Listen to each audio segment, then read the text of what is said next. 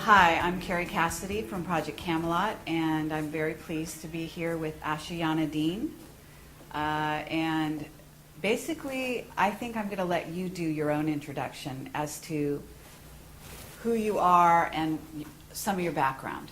You know, it's interesting to hear you talk about yourself, just briefly, because we're going to be talking about the material most of the time. Mm-hmm. So, for example, I would say that you are the author of the Voyager books. Part of the appeal is for people to kind of get your personality. Right. And if you get a question that you're not quite prepared for, your personality will start to show. Well, it's showing. What do you do with that? I don't know how to describe myself. No, you can describe me. And it's very delightful, so I don't think you have anything to worry about. So, but at any rate, you want to say you've come here to teach about ascension. Yes. Would that be accurate? Yes. At this time on the planet? Yes. And I'm not a Speaker 1 in the Melchizedek Cloister Emerald Order, and that was a commission that was given to me. And the other two speakers, there are three of us, are present in the room with us. Okay. You're an American citizen. Yes. In this life? Yes. Okay. And where did you grow up? In what state? Well, I was born in Pennsylvania, and I was raised in Pennsylvania and New York, and then moved to New Jersey, and then moved to Florida, and then to England, and then to Arizona, and then to Colorado, and then back to Florida. Okay, so you've been around. Yes. Okay, yes. Great. Actually following spiritual guidance. We were asked to move.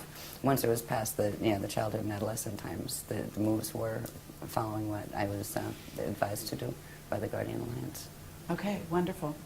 And you are in touch with what you call the Guardian Alliance. That's what they call themselves. Okay. Yes. And do you consider yourself a channeler? Because I'm aware of what it is you do, but I'm going to ask you questions that may seem wrong. Okay? Feel free. And so at that point you can correct me, and it's totally fine. It's not channeling. In fact, we teach against channeling because it's dangerous.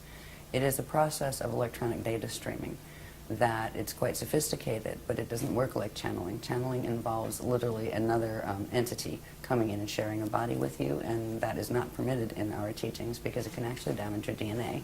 This is an electronic data streaming called chelantic transmission, and it is literally electronic data streaming, but interdimensionally, as opposed to simply on the horizontal like we do it here. And that is the way that the Guardian Alliance communicates with me and has since childhood.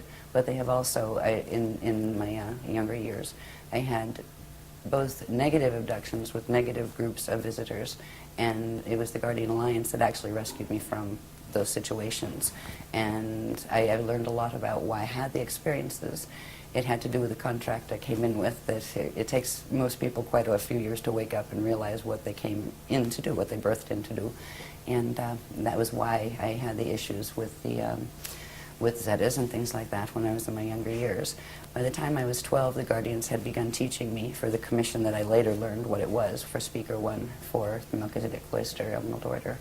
And once that became clear, the experiences weren't frightening before they were frightening, the abduction experiences. And the ones with the Guardians weren't, though. They were very different. They didn't involve little grays, and they didn't involve spaceships. They involved literal teleportation through Merkaba vehicle and those kind of things. So it's been a colorful way to get to the point where I am here teaching the material that I'm teaching. It has been very interesting and colorful. In the first few years, I was required to speak about that a lot. That's why I don't like to speak about myself anymore. I'm honestly bored with the subject of me, right? Because the first few years that we went public with the books and everything, it was all about me and my story, and I'm tired of my story. It's out there, go read it if you want to, but this is the interesting stuff, the information we're teaching. So. I totally honor the fact that you've told your story many times, and it is out there. And so I do encourage people to go out and investigate her background, to watch other audio and video presentations she's done, because they're excellent, and I have watched a few of them, and I'd love to watch more. And she's an excellent speaker, and so I do encourage you to investigate if you're watching this. So what I'd like to do from here is really get into what the agenda is of what we call the service to self, or negative-oriented ETs, visitors, what have you. And then if you could talk about that, and then if you could also talk about what the positive side, service to others, is doing, what their objective is in being in contact with us here, and so on. So that's where we want to go. Okay. Do we have to take the short road, or can we take the more interesting road? Let's take the interesting road. Okay. Because the interesting road, by the time we get to answering that question, will make a lot more sense. And the interesting road does have to do with some of the other questions. When we'd asked you that, just give us a few questions or something that you're planning to ask. You'd listed a couple things like, ascension mechanics, the human race and where it's going, and this kind of thing. There is a way to explain this. We've been working for 10 years. Every workshop, this is our 84th coming up, and every one is new information. It's the next level of information. So the Guardian Alliance has been providing us with progressively growing teachings since the Voyagers books were out. Very, very technical teachings on ascension, on stargates, on understanding planetary stargates, galactic stargates, universal stargates, how they all work, what the process of ascension is, all of this thing. In understanding some of those things, like what is a stargate anyway, what is ascension anyway, right? In understanding some of those, it brings us to the point of where we actually are now on the planet, which explains what is going on with the visitors. It explains what their agenda is, why they're doing what they're doing, and what we can do about it, because there is a negative and positive side to this. But the picture is much bigger than most people realize. Even people in the UFO movement and people in the New Age movement, they have pieces of the story. When I found out what this story was as it progressed, because I had my cellular memory turned on for a while, I had incarnational memory since I was very small, so it was not new to me. But when the Guardians revealed progressively the scope of this drama, I was horrified at first, honestly. I was terrified, and moved past that to the point of realizing, wow, I mean, it is so tiny, the little dramas that we're worrying about here. This is much, much bigger. And the reason the information is important now, I mean, for 10 years, we hardly did any media at all. We didn't do interviews. We had a couple little interviews, and we turned down a lot of radio interviews and that kind of thing, because we wanted to kind of just fly under the radar and do our things. We do our workshops. People come to our workshops. We didn't heavily advertise them. The reason why we're coming out and speaking now is because the Guardian Alliance has asked us to. They are on now what is called official disclosure protocol, because of things that are occurring. 2012 is very important, and so are the periods right after it. To coin a phrase from Anderson Cooper's show, planet in peril. Yes, to put it mildly. So if I can explain some of the things that are taking place now in it's a sequence, and you're free to interrupt at any point. Okay. Right? But it will help get a little bit to the more full understanding of what are the visitors up to, what is their agenda, and where are we at with that situation. It'll also include the information you said, what about the stargates and what are the status of those? It will show where that is. Right. And it's like the quickest sequence you can do, right? This has been 10 years worth of work. Now we can look back and see what this is all about and see where it's going. So if you don't mind, I will put a couple charts up. The first thing No I would problem. like to do, if we're going to talk about what is happening on the planet now, it does involve ascension, and ascension does involve stargates, but what is ascension anyway?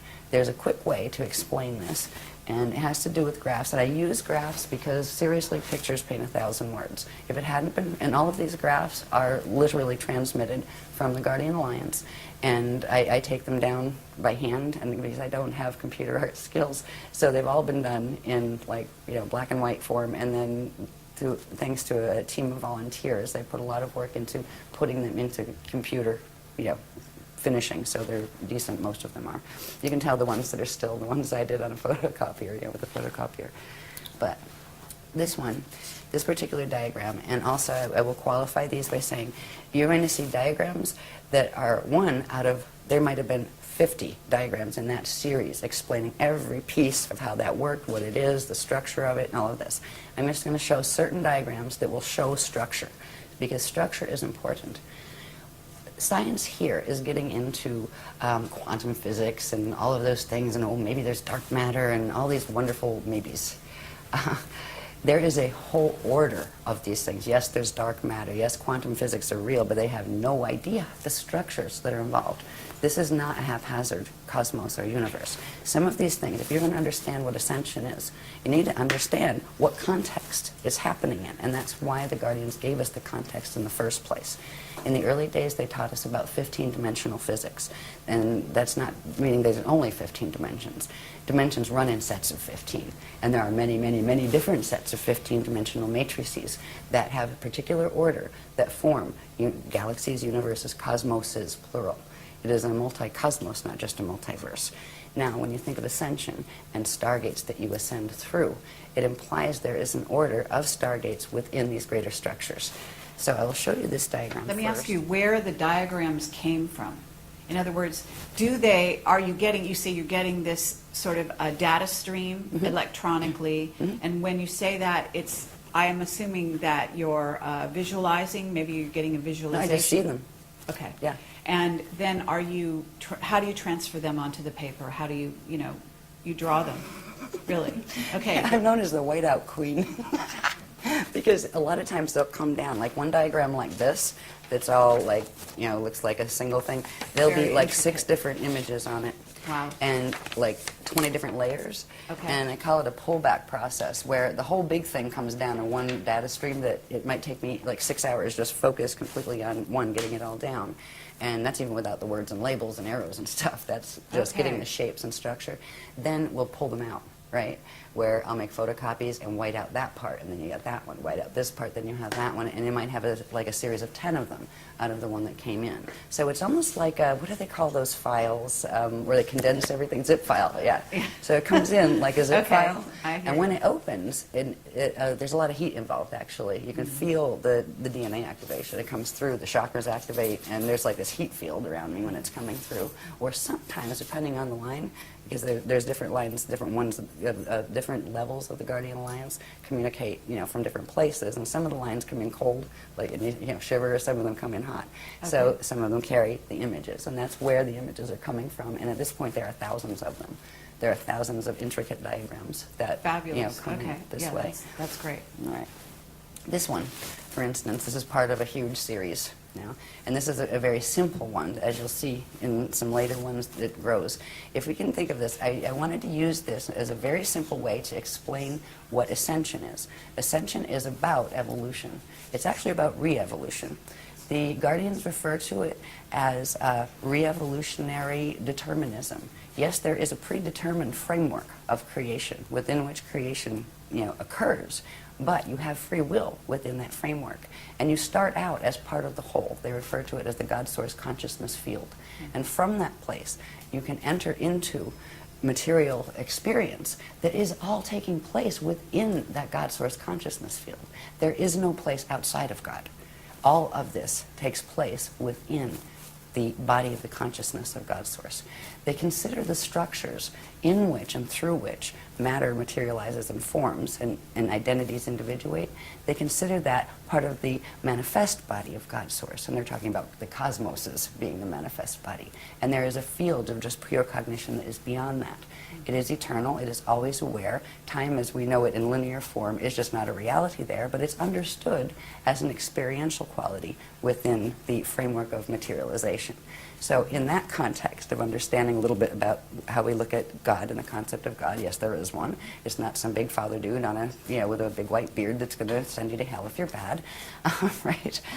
There is structure involved in this. Now we went through what is called Partakai creation, which takes it from the first unit of consciousness in the consciousness field of God that did something and went under certain changes. From those changes, that shape grew and literally created the spherical wheels within wheels, or spheres within spheres, that is the hidden structure behind all cosmic order and even galactic order, planetary order, and your own body's order and atom's order. So this, if you think of it as just an example of a cosmos, all right, you have a center point, right? And you have a sphere. Where you see circles, they're actually spheres of energy. All right, you have one sphere, two sphere, and a third one in the center, the smaller ones, and then lots of these little ones in the center. What this is showing us is consciousness comes out from the center point into this domain, or this sphere. It's called the Hara body. And first it individuates into the two larger spheres, and they individuate into sets, and this all happens at the same time, right? Expands outward. These are called, when it expands outward, it's called Ikashi expansion cycles, where consciousness is coming out from the God Source consciousness field into the smaller form or structure of materialization and expands out through these cycles simultaneously, one on each side. This particular line is referred to as a vector, time-space vector. One end of it is referred to as an event horizon. So one time vector has two event horizons, right? Now, here you have a core, here you have an inner, here you have a middle, and here you have an outer domain on each side. Reality fields take place within all of those. So it's not just that there are numerous reality fields. You have ones in the outer bands, you have ones in the middle, inner, and core bands. The process of coming into existence is expanding out through experiential cycles within the Akashic expansion cycle till you get to this point. When you get to this point, now you'll see in this next graph, these are actually time cycles with names. They're called yugas. And when you get to this, which is called the Kali Yuga, there are several options. And one of the options, which is the natural evolutionary process, which is ascension. That is the natural process by which eternal life beings, and everybody started as eternal life beings, would naturally undergo. After you expand out, get through the incarnational cycles here, and you would go through what is called a Christ star turnaround, all right? Where you enter these little cycles behind. They're called the Adashi return cycles, where they're going back into source cycles. This is the process. When you expand out, at this point, if you were able to make this Christ star turnaround, your atoms will actually transfigure into eternal life light atoms. And at that point, whatever form you hold there becomes an eternal form that you can materialize and dematerialize at will. You become what's called an Adashi adept. And some people call them ascended masters, but that term is terribly abused on this planet, so the Guardians do not like to use it. The Adashi adepts are the ones who have made it through that change, and they are now what are called Mashayahana individuals, which means they are eternal life, and they can manifest, demanifest at will. When they go back through the cycles, go back into center, and they can actually rebirth as collectives, like as suns and those kind of things. It's an amazing process where a being that, say, is a small, like a human being, can actually evolve, re-evolve, to go back into the state of even being like a sun or a star. And it is an eternal process. There is no death involved in that process. That is the natural process for life forms. So when we're talking about ascension, it is about doing the natural re-evolutionary process. But that is not happening on this planet.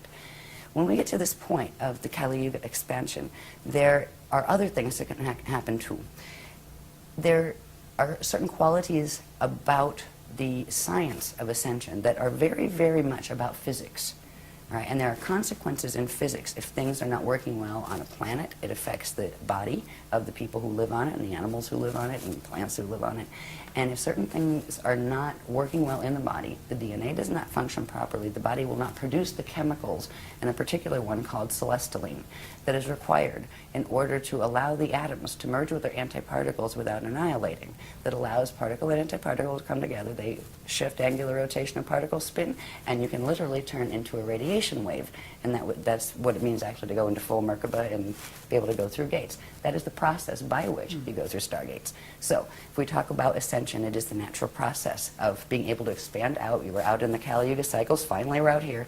Now we have choices. We can ascend, or if we get stuck here, there's another path that we can take. It's called the Kali Rama path. It is the path of step back. You can go back here to the stage before, and then have to rebirth out again into the cycles in the outer domain and it's almost like a restart. Do it over again. So hopefully you fulfill all your ascension codes. It's what it's about. It's about activating your atoms to the point where they can fully transfigure. And if you can do it in a cycle again, then you can ascend again. There's another path that can occur here. There are basically three paths. The other one's called the path of Kali Dima. That is the path of fall. That is where you get stuck here. You can't step back and you can't go forward because of the choices you are making in your life that are affecting directly what your DNA can do, and what consciousness you're aligning yourself with affects the frequency that your body is able to carry. And if you get stuck here, you will reincarnate in this cycle until the quantum you came in with burns out. And then you will do what is called a space dust return, where ashes to ashes, dust to dust. You will come to a point where you don't have enough energy to reincarnate into another body, into another time cycle. And you will eventually simply just go back. And eventually everybody goes back. But if you go back in ascension, you go back whole. If you go back and step back, you can come back out and go back whole. But if you do the fall path, you do go back eventually as space dust, where your body dies and your consciousness can no longer hold together, and it fragments and just becomes part of the local environment. But the local environment at times goes through natural cycles that have to do with Stargate cycles and ascension cycles, where all these little time tracks pull in together and then come back out again. At that point, anything that gets stuck out here gets drawn back into the center. So this is why God's Source doesn't look at it as losing anyone in the fall path. It's the experience of you losing your connection with the universe that it's really about. So to get to understanding Stargates and everything, I wanted to explain on this simple diagram about the cycles that we are in. Because right now we are in that Kali Yuga cycle. And those three choices are facing us very much now.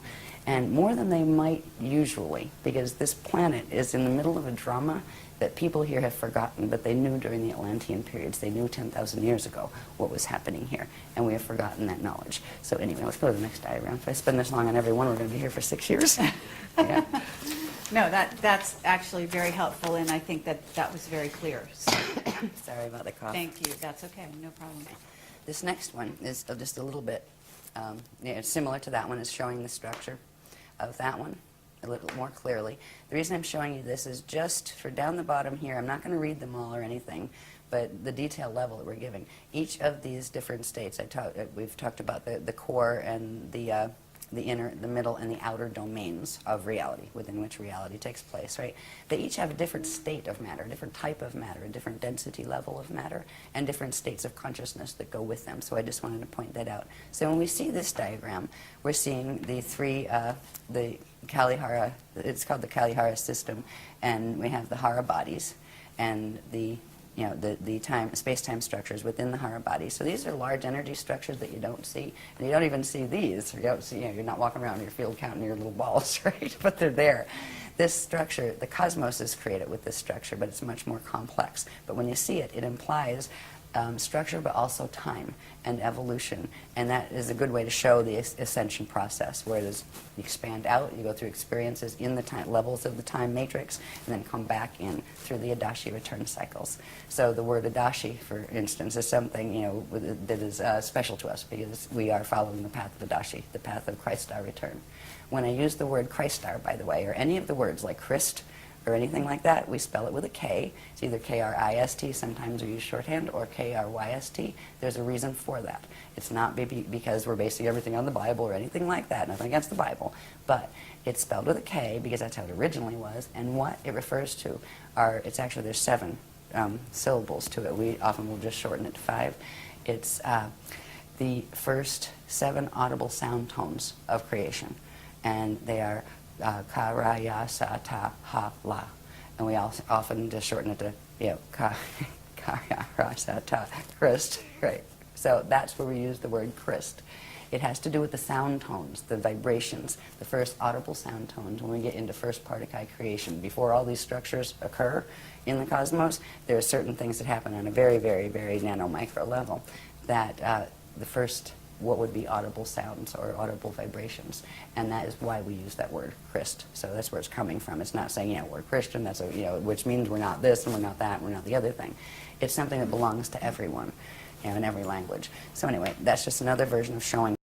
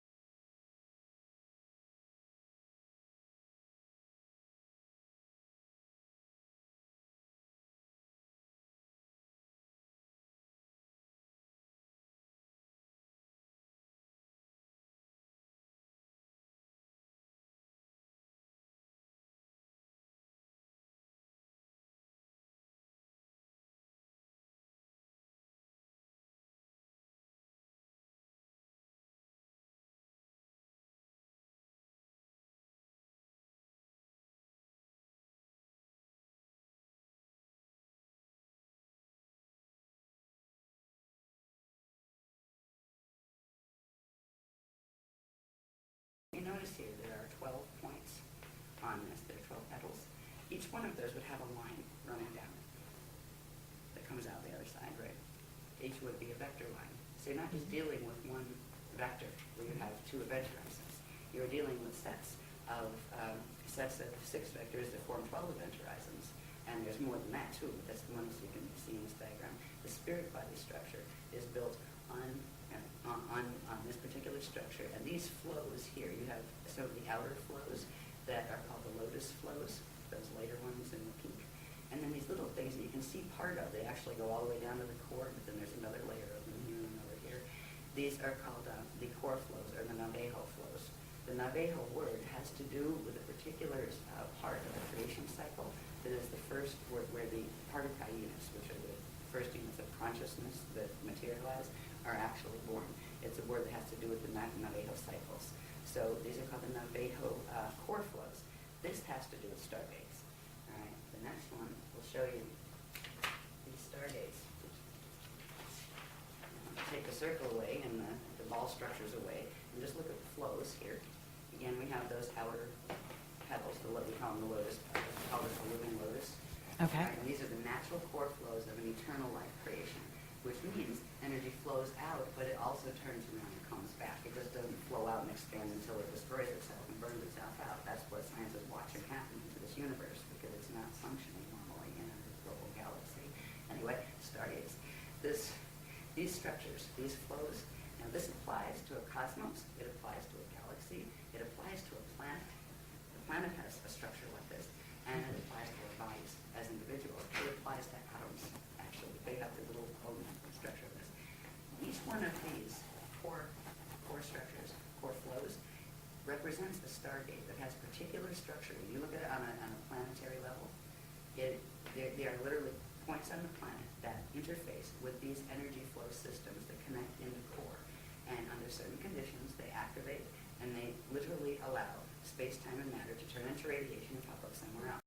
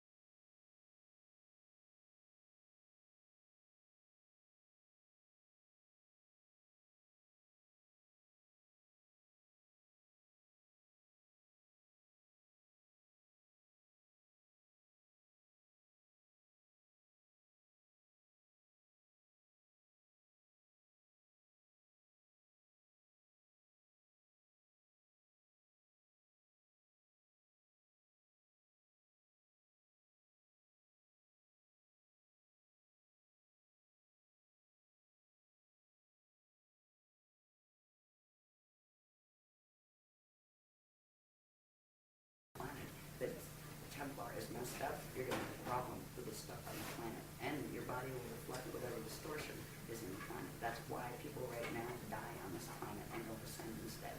Death is not a natural condition. It occurs on planets that have a distortion in their stargate structure where the natural flows are not occurring, which creates distortions in the biological forms on that planet. So we have been locked into this planet. This has been a prison planet for at least 13,000 years. And actually a little further back than that, but there were little bits of times where the gates were working properly. This is the first time why everything's coming to a head right now is because it was known in 22,326 BC, which was the last Stargate opening cycle, and that one failed, that this would be the next one. They knew this time period would be the next one because there's a specific time frame in which the gates open, and they stay open for a period of time, and then they close again. That's why it's all coming to a head again. Okay, but when you're saying the gates are going to open, you're talking about the 12 that have been taken over, so to speak. Those, I'm assuming, are not going to open. Oh, yeah, they're opening them. They're going to be They're open. opening the others, the Guardians are opening the others. Okay, even though they were taken over, they're able to go in and open them. Oh, yeah, they open them into the black hole wormhole systems. Oh, into an, okay, that's not a good place. Except it takes you into false systems. Right. So there has to be alternate stargates that are going to be used. And that is what we have been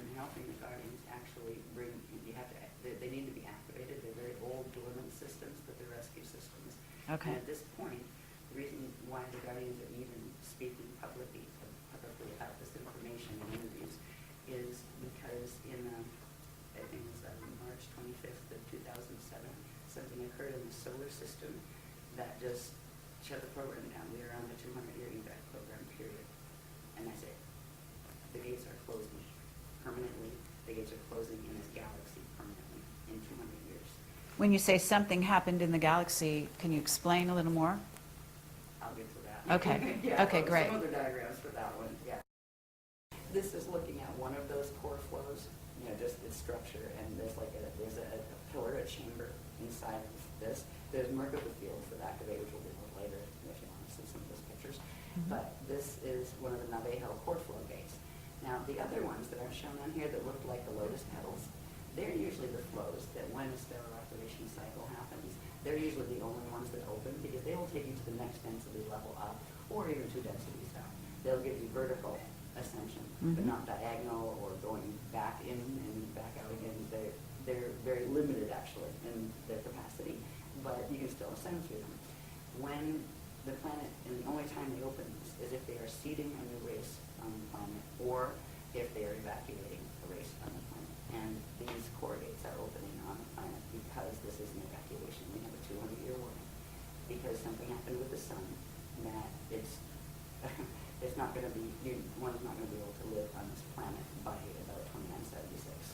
And it's going to be before that actually, but that's when it explodes. Like they said, we're in a timeline and we're stuck in a timeline. Roy just mentioned it, that if we didn't make certain changes with the stellar activation cycle and reach a certain level, we were going to get dragged into a probability alignment in which the planet literally exploded because of the mechanics that were occurring with the Zetas and different intruder races. And that is a probability line we got stuck in. And that's why we are on an evac order, and that's why we're speaking about it publicly. There are things we can do. It's not like, the world is ending. No. In fact, this is really good because what could have happened in 2012 isn't going to. But there's certain ones that really want these things to happen. Now we'll talk about those a little bit in a little while. But this is the core gate structure. And it's, it's very detailed. I just really put these out not to read every little thing to you, but to let you know and to let the public know that they are there. And the sophistication of this material. This is why I talk about, I'm not important. What's important is to look at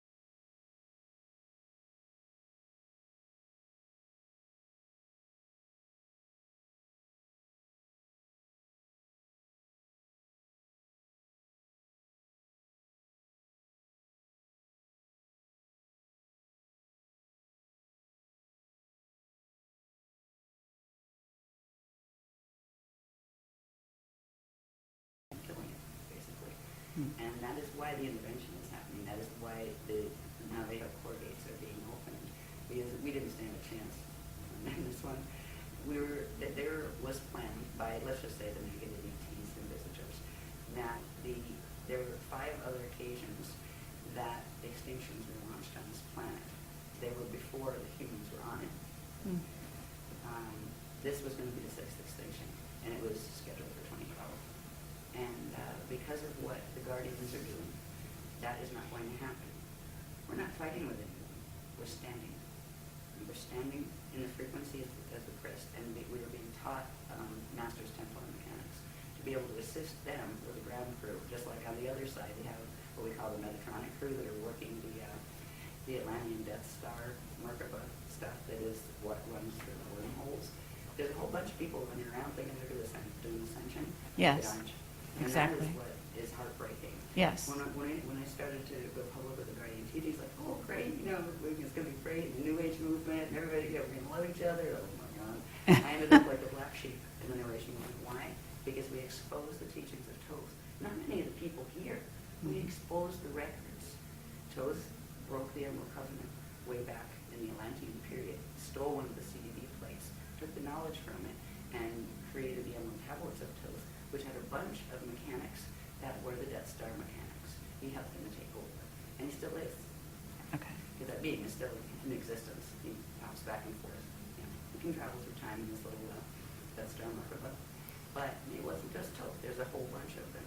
So when it was pretty heartbreaking as this information, because I was thinking, oh great, we're all going to love each other, and it's ascension time. It didn't work that way because nobody wanted to hear it, and it's too bad. At least there were some people who wanted to hear it because they came to workshops. And the thing is, we asked the people that were teaching the other stuff nicely.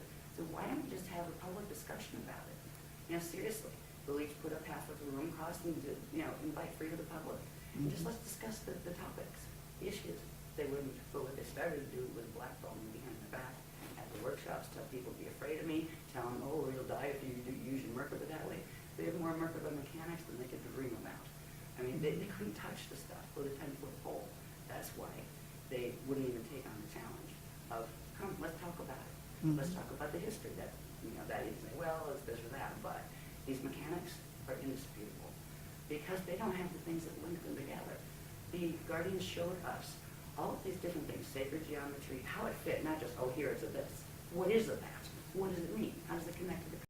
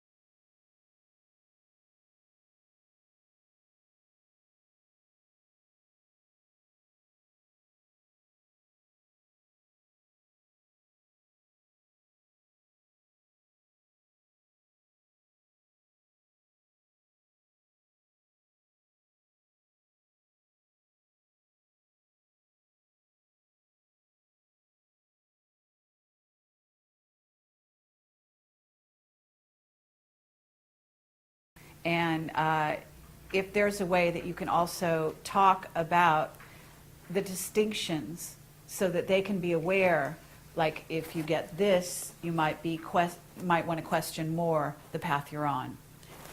In other words, certain things will come to the fore during meditation, certain things will come to the fore even in their everyday life where they're getting a lot of interference on certain levels and so on and so forth that can indicate that they are being tapped into by service to self ETs. And if you have that and you want to sort of share that, we don't have to do it now because that would be maybe off the topic a little bit here, but later on. I think we'll probably come in if we can move a bit with the sequence. The Okay. reason why the Guardians gave this sequence was because it's an easy way to touch a whole bunch of the bases, get a rounded picture, to go right into answering the questions that you wanted answered. Okay. So if you want to go off the sequence, it's okay.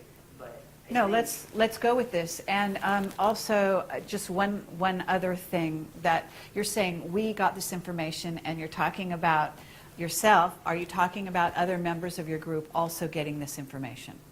Some of us do. Okay. Yeah, we have a kind of special relationship, our own special relationship. I have the translator's contract, which means I'm the secretary, right? I take down the writing.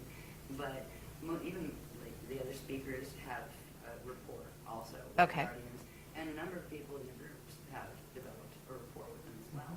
In fact, we work with them to help them do that. That's what the Guardians would like, is to start communicating where they can start teaching people directly, because we're like a little bottleneck on the information.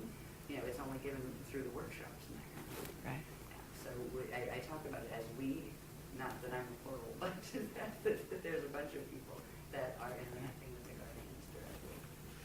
I'll just go really quick on these, and I guess that's the point when I get to it. But we can pop through these, but I want to bring something up that's very important.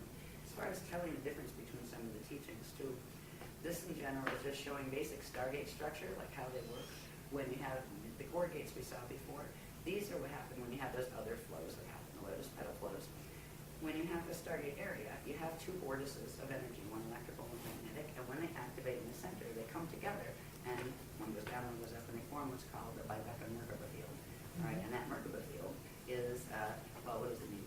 Moving light body, Merkaba. Right?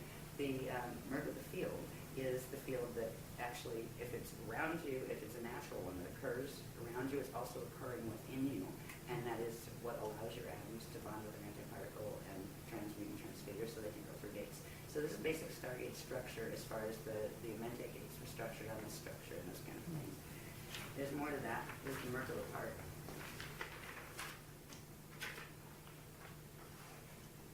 All right, there's the two vortices, right? And this is when they come together to form a Merkaba field. Now this is a Merkaba field that's just done with vortices.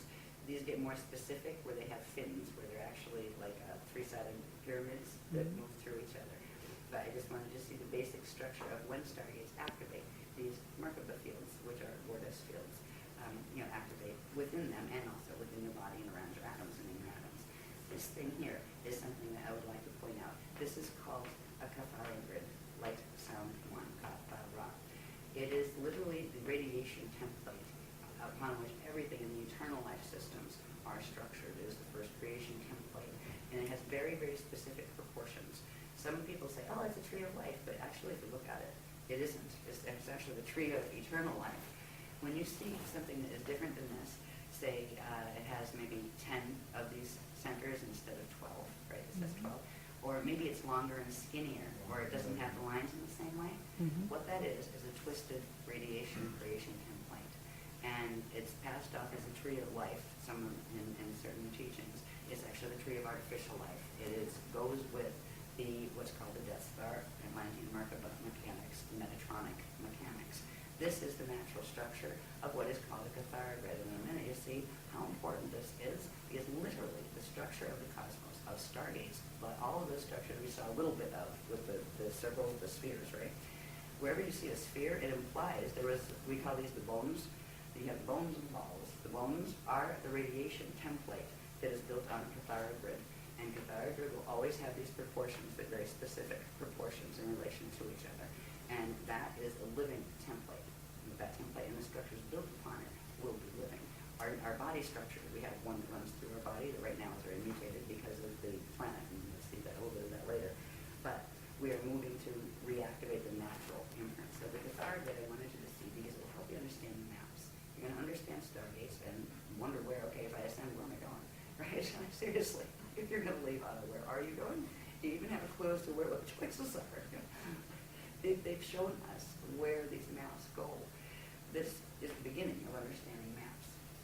I'll just show you this really quick, because this is showing, there's a sheet that talks about, I'm not going to talk about all the proportions right now because it's heavy detail, but this sheet explains about how this actually controls how particles interact with each other and all sorts of things, from angular rotation, particle spin of particles in universes and that kind of thing. So this is just showing this specific proportions that is very important. So when you see something using as a sacred geometry, this structure that is not built on those proportions, it is actually representative of one of the other teachings that is teaching distorted template mechanics that have to do with wormholes and black holes. Interesting. Yeah, and the more this came out, the more horrified I was. I really was. I was like, oh, come on, let this, please, I don't want to have to talk about this, right? It was very hard. Now at this point, I have to have a sense of humor about it.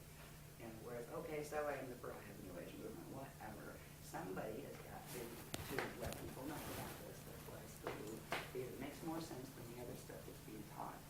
And there's so much love in these teachings and in caring about people enough. Like, okay, so you might be mad at me because you went back here and I'm over there, and I just kind of don't mean to be a whistleblower, but if you're hurting yourself with that Merkaba, maybe you should not do that, Anyway, go back on this. Sorry. This is showing simply, remember that little Cathartigan structure, right? Well, here's one, here's another. These cluster, right? These are radiation templates that cluster to form very complex structures. This particular structure we call a stairway to heaven, all right? One of these Cathartigan structures would hold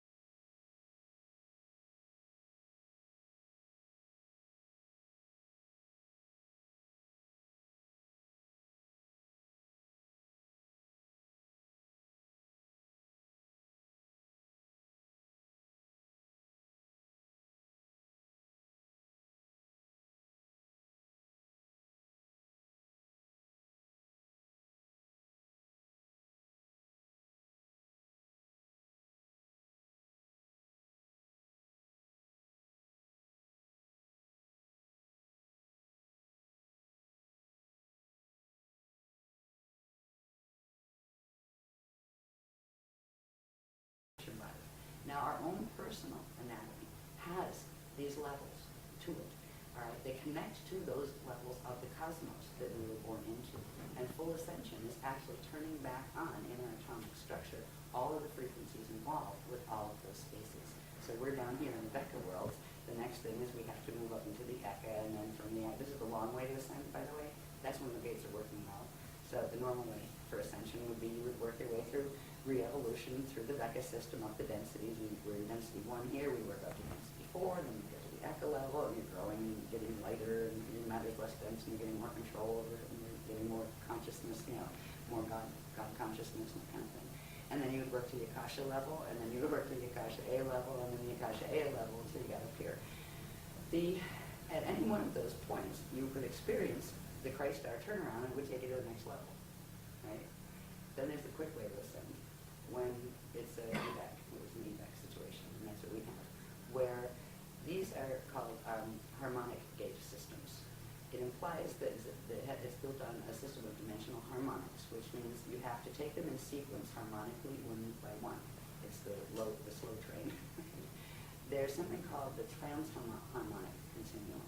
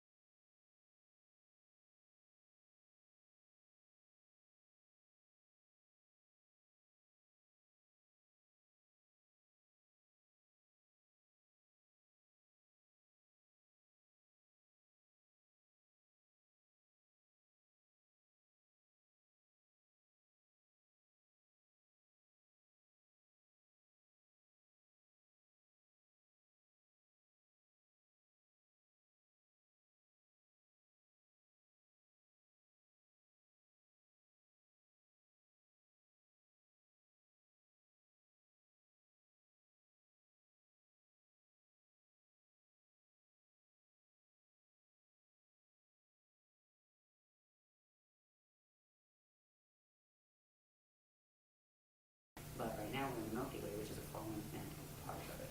And there's still, it wasn't a full fall system until recently, when certain changes occurred that mean the quantum of energy going into the negative fall path is larger than the one pulling back the other way. And at that point, it's a galactic feedback where they're pulling out the ones who can still go. The consciousness that can still follow the ascension path is being evacuated out because the gates will close. Once they close and the system falls, that system won't immediately blow up or anything. It will have a finite lifespan. It no longer has the direct currents coming in, the inflow of currents coming in from the larger structure of space-time and resource. So it becomes a finite system that feeds on itself until it heats up its own quantum, and then it implodes and goes back to space dust. So we are at a crossroads, a huge crossroads right now. We are on a planet that is going in the fall direction, but this planet's actually going to take that path I mentioned, the step back path, but that requires losing its body, and it's going to do that. Not while we're on it, but that is what we're headed for. But right now we have 200 years before these gates close in the Milky Way galaxy, and that includes here. So this is why they're giving advanced essential teachings now.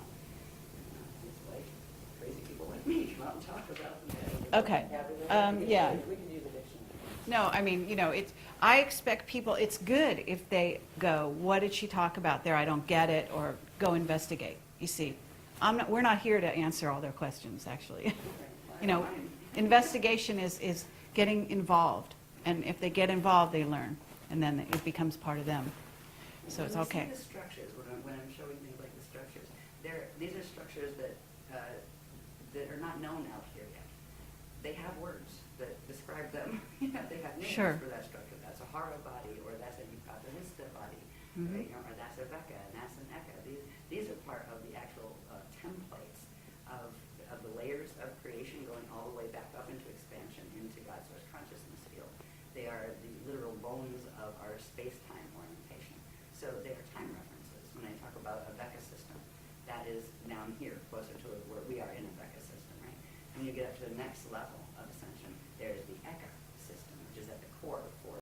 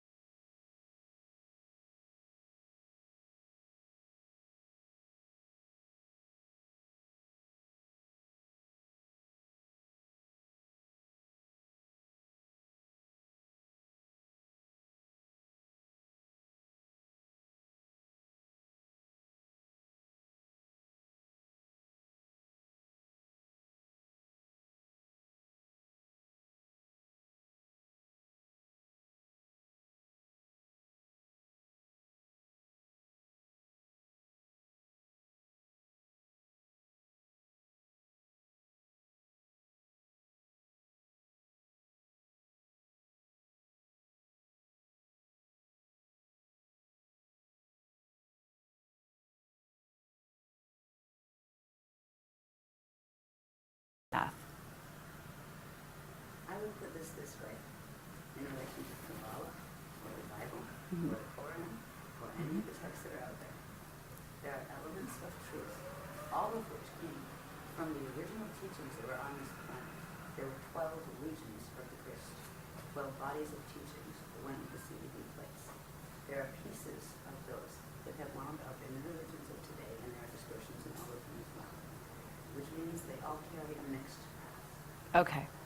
And the way to tell, it takes a while to develop the sensitivity, but there's something inside and visible of everything, be it a cup or a cosmos or a set of letters written on a page. There's something called an encryption.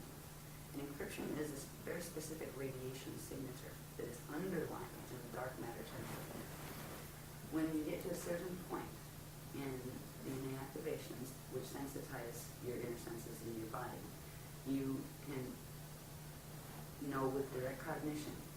You can read a sentence and know which part is taking you in which direction. So anything. So like the Kabbalah, there are some beautiful things in the Kabbalah. And they also use a mutated tree of life because they don't remember any different. And they were tricked. Just like there's a lot of great things in the Christian religion that are, true to form, and a lot that aren't. There's been trickery ever since the Atlantean periods here. Well, there was before too, but that was the big showdown for trickery. And what we have now are the trickle-down ideas and piecemeal memory and piecemeal history of what could be salvaged from that time. There's a reason we don't remember. We'll get into that a little bit when we get into that stuff I talked about at the end that was important. But our stance isn't to make any of the other paths wrong. There's only one that we actually will stand against. If they're directly teaching Metatronic Death Star Merkaba, we have to address that. We don't address the people who are teaching, and we feel bad for the people who get caught up in that. I feel bad for anybody who's contacted by Toad. Well, I've known Pope in other life, and I've known Pope in this life. And he once upon a time was a speaker, an Emerald Covenant speaker, and he broke the Emerald Covenant, and he decided to go with the Anunnaki races and go into a fall path and stole technologies. And part of what he did is why this planet is going in the path it is now. So it isn't the people that, we don't blame the teachers of those things, or the people listening to channels and they don't know what the heck they're listening to. I mean, right, it's cute and it's fun and it's lovely, right? Check its resume. But how do you? We're any of the religions, any of the New Age or the Old Age religions, there's good and there's not good in both of them. And it's almost like you need to feel out and feel what works right for you. So don't limit yourself to just saying, oh, well, it has to be the Jehovah God, or it has to be the Allah God, or it has to be the this God, or that God. You can call God whatever you want, but God doesn't really need you to call it anything. It is beyond gender qualification. We were created in the image of God, all of us. And that doesn't mean we are all male or all female. It means we are all within consciousness fields that have the potential of direct creation and eternal life. And that is what I want in man. So the Kabbalah is fine, certain parts aren't. Same applies to every paradigm that is, traditionally on the planet, and a lot coming in from the New Age, except for the Death Star mechanics. They're very direct, not sacred geometry. Okay. Question? Yes, absolutely. Thank you. Back to this. I just wanted to share this again quickly. This again is the backgrounds with you to show the structure of the spirit body with its flows and its core flows, and it's also the eight structures and all that. It means that the cosmos has sets of spirit bodies. There's like lots of these embedded within each other, and we also have our spirit body. When I refer to our spirit body as part of our anatomy, it is structured in this same way. Okay? We'll see in the next one how that fits in with, remember the stairway to heaven, and we have there's the body, right? Those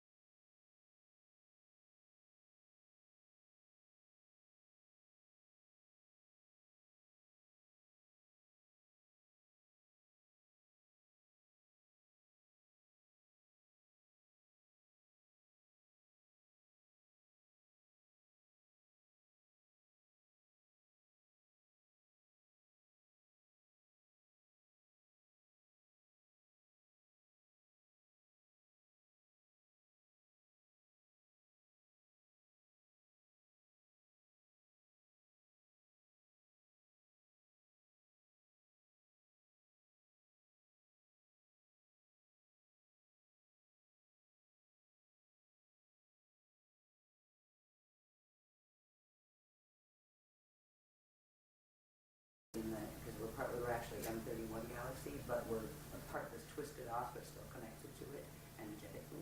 We can show our location and also show the locations where the black hole systems are that are interfacing here, that are messing with us now, and where the main guardian groups are coming from and where they're helping us. So these are literally maps. These maps then translate into, these are all probability fields. So you might have one, say, galaxy, and it's 12 different probable expressions. And they all of these are spinning, right? And they interface with each other all of the time. So they're like bubbles within bubbles that don't collide and collapse each other. They're not supposed to if they're doing the Death Star mechanics, they actually do. But there's a natural system of probabilities. So it's not just we have a parallel universe, right? We have many parallel systems and adjacent systems and neighboring systems. And so this is literally the structure of the maps of the cosmos. these are the structures you use. Once you get to the point where you can ascend, well, you have to first of all decide where you want to go, and then where's the map to get there. These are the maps. So I wanted to show you how those structures that are on a small level, our own multidimensional anatomy is structured that way. But on a large level, this is the structure of the maps of the cosmos. That is the structure that science does not know about yet. They have no idea how complex it is. Each one of these structures, they've taken it from the first, what they call the particle unit, first unit of consciousness, how that structure grew, each stage, right? So we have like hundreds of diagrams that go with these to show how the Cathar grid's all filled out, to show how these structures of the spirit body and all their flows filled out. Inside of the spirit body flows, which isn't on this one, they'll actually find where what's called the Hall of Records exists, what it is, the Akashic record, all of that thing. It's part of this anatomy structure. The planet has one, the solar system has one, the galaxy has one. So these are not just interesting little diagrams on paper. These are very practical, and just as practical as a map you'd buy down at the gas station to get somewhere horizontally. Okay, and isn't it true that we also have 12 incarnational bodies that have incarnated simultaneously that mirror the same pattern there? 1,728. Okay, but, Your existence implies the 1,727 others. okay. But are you? Okay, but there is something to do with the 12. Yes, there's sets of 12. Okay, Yeah, you have your first 12, and you have, well, it basically, it has to do with the density levels. We're in density 1 down here. Density 2, you have your incarnate identity here. You would have a set of 12 incarnates. And if you put those 12 back up to density 2, you would have one soul. Mhm. Right? That is your soul, your density 2 level of identity. Now, that one soul would be a group of, 11 others. It's part of a set of 12. sure. And you pull all those together, come up to density 3, and that's where you are an oversoul. Mhm. And that oversoul is a part of a group of 12 oversouls. That you pull up to density 4 is an avatar. And then you have a group of 12 avatars, pull it up to density 5, and then you would have your Rishi identity, which is your fully formed Becker level identity that comes into the densities down here. But there's other levels of identity that go up beyond the 15-dimensional system. Those 5 densities that I just talked about each have 3 dimensions. So there's your 15-dimensional stack right there in one Okay. time system. So does that help? Yes, that's great. 12. Yes. Many 12s. This is just a real quick glimpse to show that these time cycles that we've talked about in relation to these structures, they are quite specific. These were given as far as time frames. One time vector here on this planet, and they're using translations into Earth time as we know Earth time. One time vector is 738 years. One time continuum is 4,426 years. One Uego is 26,556 years. The Uego time cycle is a Stargate cycle. That is when the Stargates on the planet open once every that period. Right now it's distorted into what are called the false Yuga cycles, and we'll show you what that is at the end. But these go all the way up. There's galactic levels, there's universal levels, and these are the structure of time and how it works. And yes, you can take it right into periods of time. It is because we are in a stellar activation cycle right now. And the last one was 26,556 years ago, and it failed. The gates did not open. They had to be shut closed because we got raided. That was called the Young Massacre period, where there was a lot of ships mowing people down, actually, in that one. Okay. And was this, we're not talking about Atlantis here, we're talking prior? There were several phases of Atlantis. Okay. All right, the last phase of it, the last pieces of it went under in 9558 BC. But way before that, there was Atlantis. There was in Seeding 1, there was an Atlantis. In Seeding 2, there was an Atlantis. And on Terra, there was an Atlantis. That's where it all came from. And in Lemuria, we had Lemuria, Romania. There were different spellings of the names, but they were the same places and the same soul groups inhabiting. Right. Yeah. So this was like the 9558 BC period, the last period, that was like the late Atlantean period. Okay. There was a lot of this period anyway. But these Stargate cycles, this is the cycle that our gates open on this planet's gates are supposed to open on the 26,556-year cycle. It's now been shortened because of what they're doing to the planetary grids and the Stargates and the Templar to what's called the false Yuga cycles, which is plugged into the precessions of the equinox. which is not natural. And we'll look at what that is about and when that started, because that really came into fore about 13,000 years ago, when a major victory on, and this was an Atlantean drama, a major victory on, just let's say, the dark agenda side had occurred. They created something called the Toral Rift.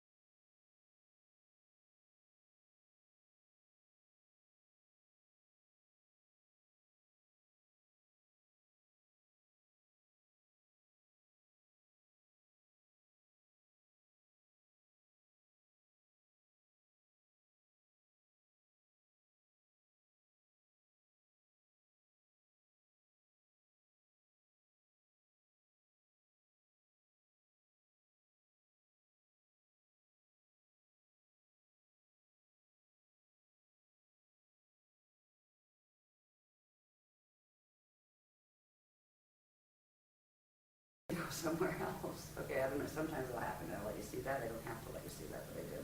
All right, they're saying go somewhere else for now. We'll come back to that. Okay, anyway. They don't want me to talk about galactic history here. Okay. Yeah, I get that sometimes, even when I'm on stage. Okay, yes. Like little, hello. Okay.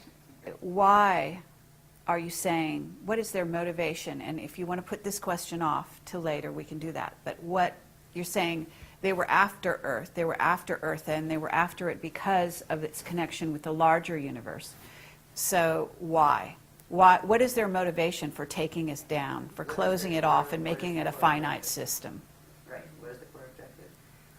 Food. They're in a black hole system and it's falling. They're, because of the nature of the physics dynamics involved with creation, the way eternal one creation works, is when a thing falls, it loses its connection to the inflow and backflow of energy from the source consciousness field, which means it gets left with only the quantum it had when it fell. Mm-hmm. Now, everything is spinning. That takes energy. It uses up its energy, and if it doesn't suction energy off something else, it will implode and go back to space dust return, which is what a system is meant to do, so nobody gets stuck and everybody gets to go home, either as space dust or, hole through ascension, whichever, at least to go home. These groups that have adopted the false creation, they tried to recreate the creation because they didn't like the consequence their own choices brought to them in relation to the physics reactions to the actions they took. They ended up in a false system, and they wouldn't face the reality that, you can make peace with that, even if you're in a false system. You can say, well, that was pretty dumb to get ourselves into that, but we're here and we can handle ourselves with grace. We can still love creation. We can still act in loving ways. They decided instead it would be more interesting to keep themselves alive by using vampire technology. They're going after it for quantum food, to feed their system. If they can harness this system, literally the entire quantum of energy that is in the system will be drawn into their black hole system, which will give their whole system more life.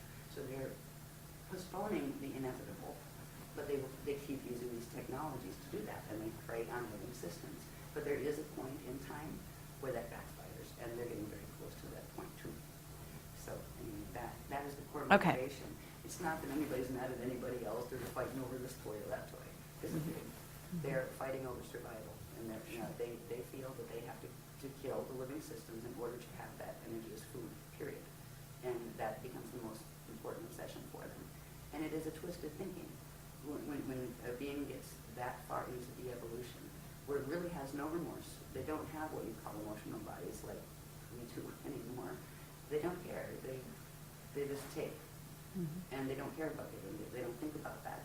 And they don't want to hear it. You can't rationalize with a certain level of thought consciousness. So that is what we're dealing with.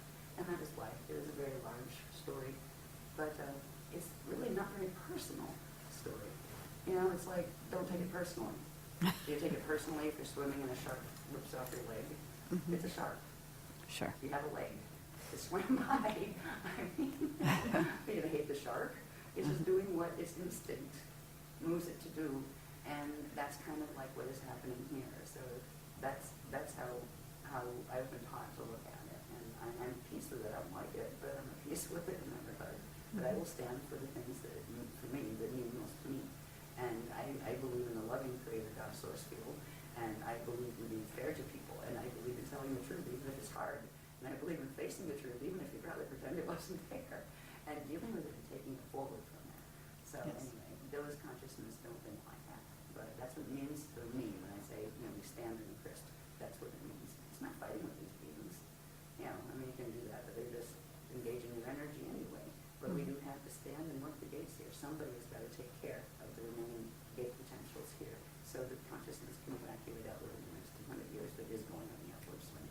So, that's good. Okay, yeah, very good. So this is just showing the time, like there are literal translations into Earth time.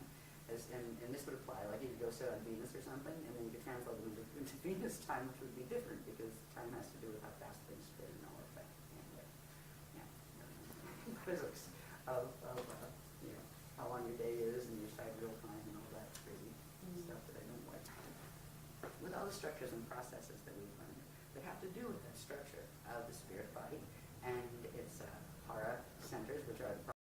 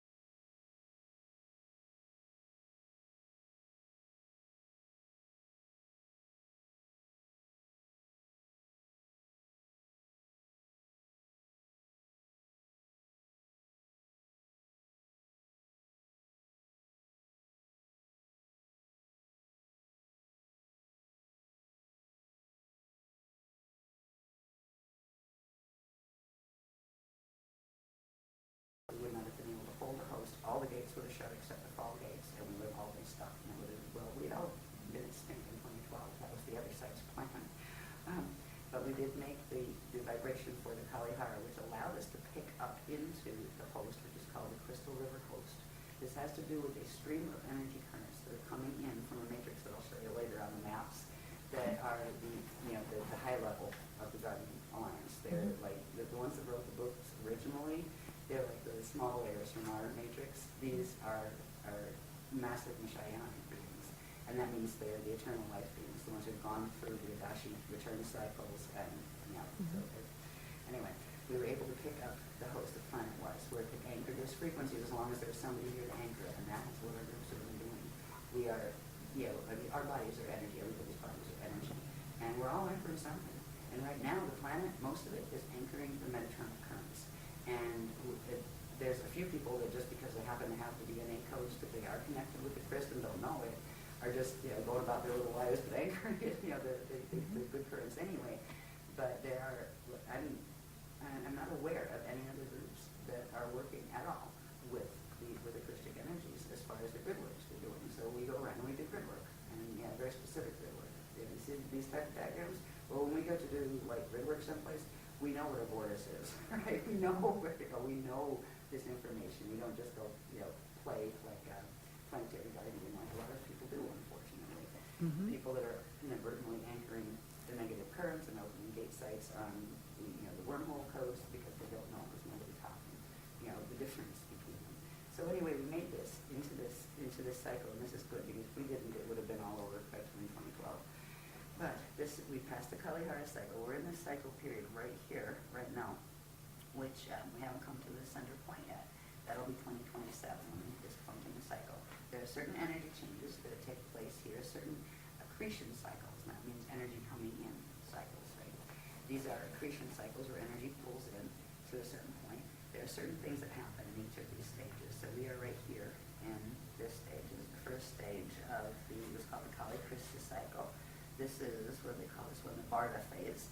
And then over here, there's the Masha phase, I believe, and that's where you get the Mashayahana word from. And the word Messiah was twisted from that word, the Mashayahana word, in the ancient Atlantean teachings. It's an Anahazi word having to do with Okay, Messiah. and it's related, is it related somewhat to Mahayana? Mahabharata? Yes, Yes. very much. In fact, a lot of the Mahabharata texts were some of the remnants that had come out from the Mahabharata texts that, were the translations that seemed to be placed much earlier. Yeah. So anyway, we have, to this point, when we get over here, that is 2047. I don't have it marked on this one, but this would be the point in this cycle. It would be 2047. And this is where something called an infold happens, where when we go back to remembering the vector line with the Hara bodies on it, right? And at certain points they pull into the center and then come back out again. Mhm. That is going to occur with the energy systems literally in the parts of this galaxy that can hold the host, including Earth, including our own fields. So right now we're making it through this part of the cycle. There are certain changes that will happen here. This is a point, that middle point, during which something called the Bardo chambers open. Now, the Bardo chambers, it can be a pleasant thing, or it can be a time when people evac the quickest way possible. And we are still looking at the potentiality of there could be major Earth changes that occur during this period. And that's the at this point, years. it's like if we get that far, because what's happening between now and 2012 is pretty rough. And what some of the other ones, like those who make wings, have planned for 2019 isn't too pretty either. So we're trying to help keep the grid stable and the consciousness stable just by working energy, as opposed to trying to go out and preach on anything. We teach what we teach. But this is a really bumpy period we're going through here because of what the service to self ones are doing. And they are seriously just trying to use this. They're trying to take our planet, forget about us, they don't care. They were planning to exterminate us in 2012 and just use it as torque to drag a whole larger system into a big black hole. So when you have an objective like that, you really don't care. They don't care how many people are lost. But the Guardians do, and that's why we're still here. So we're moving through this period now. We're probably somewhere right about here, because this will be 2027. There's some rough spots coming in 2019 and 2022.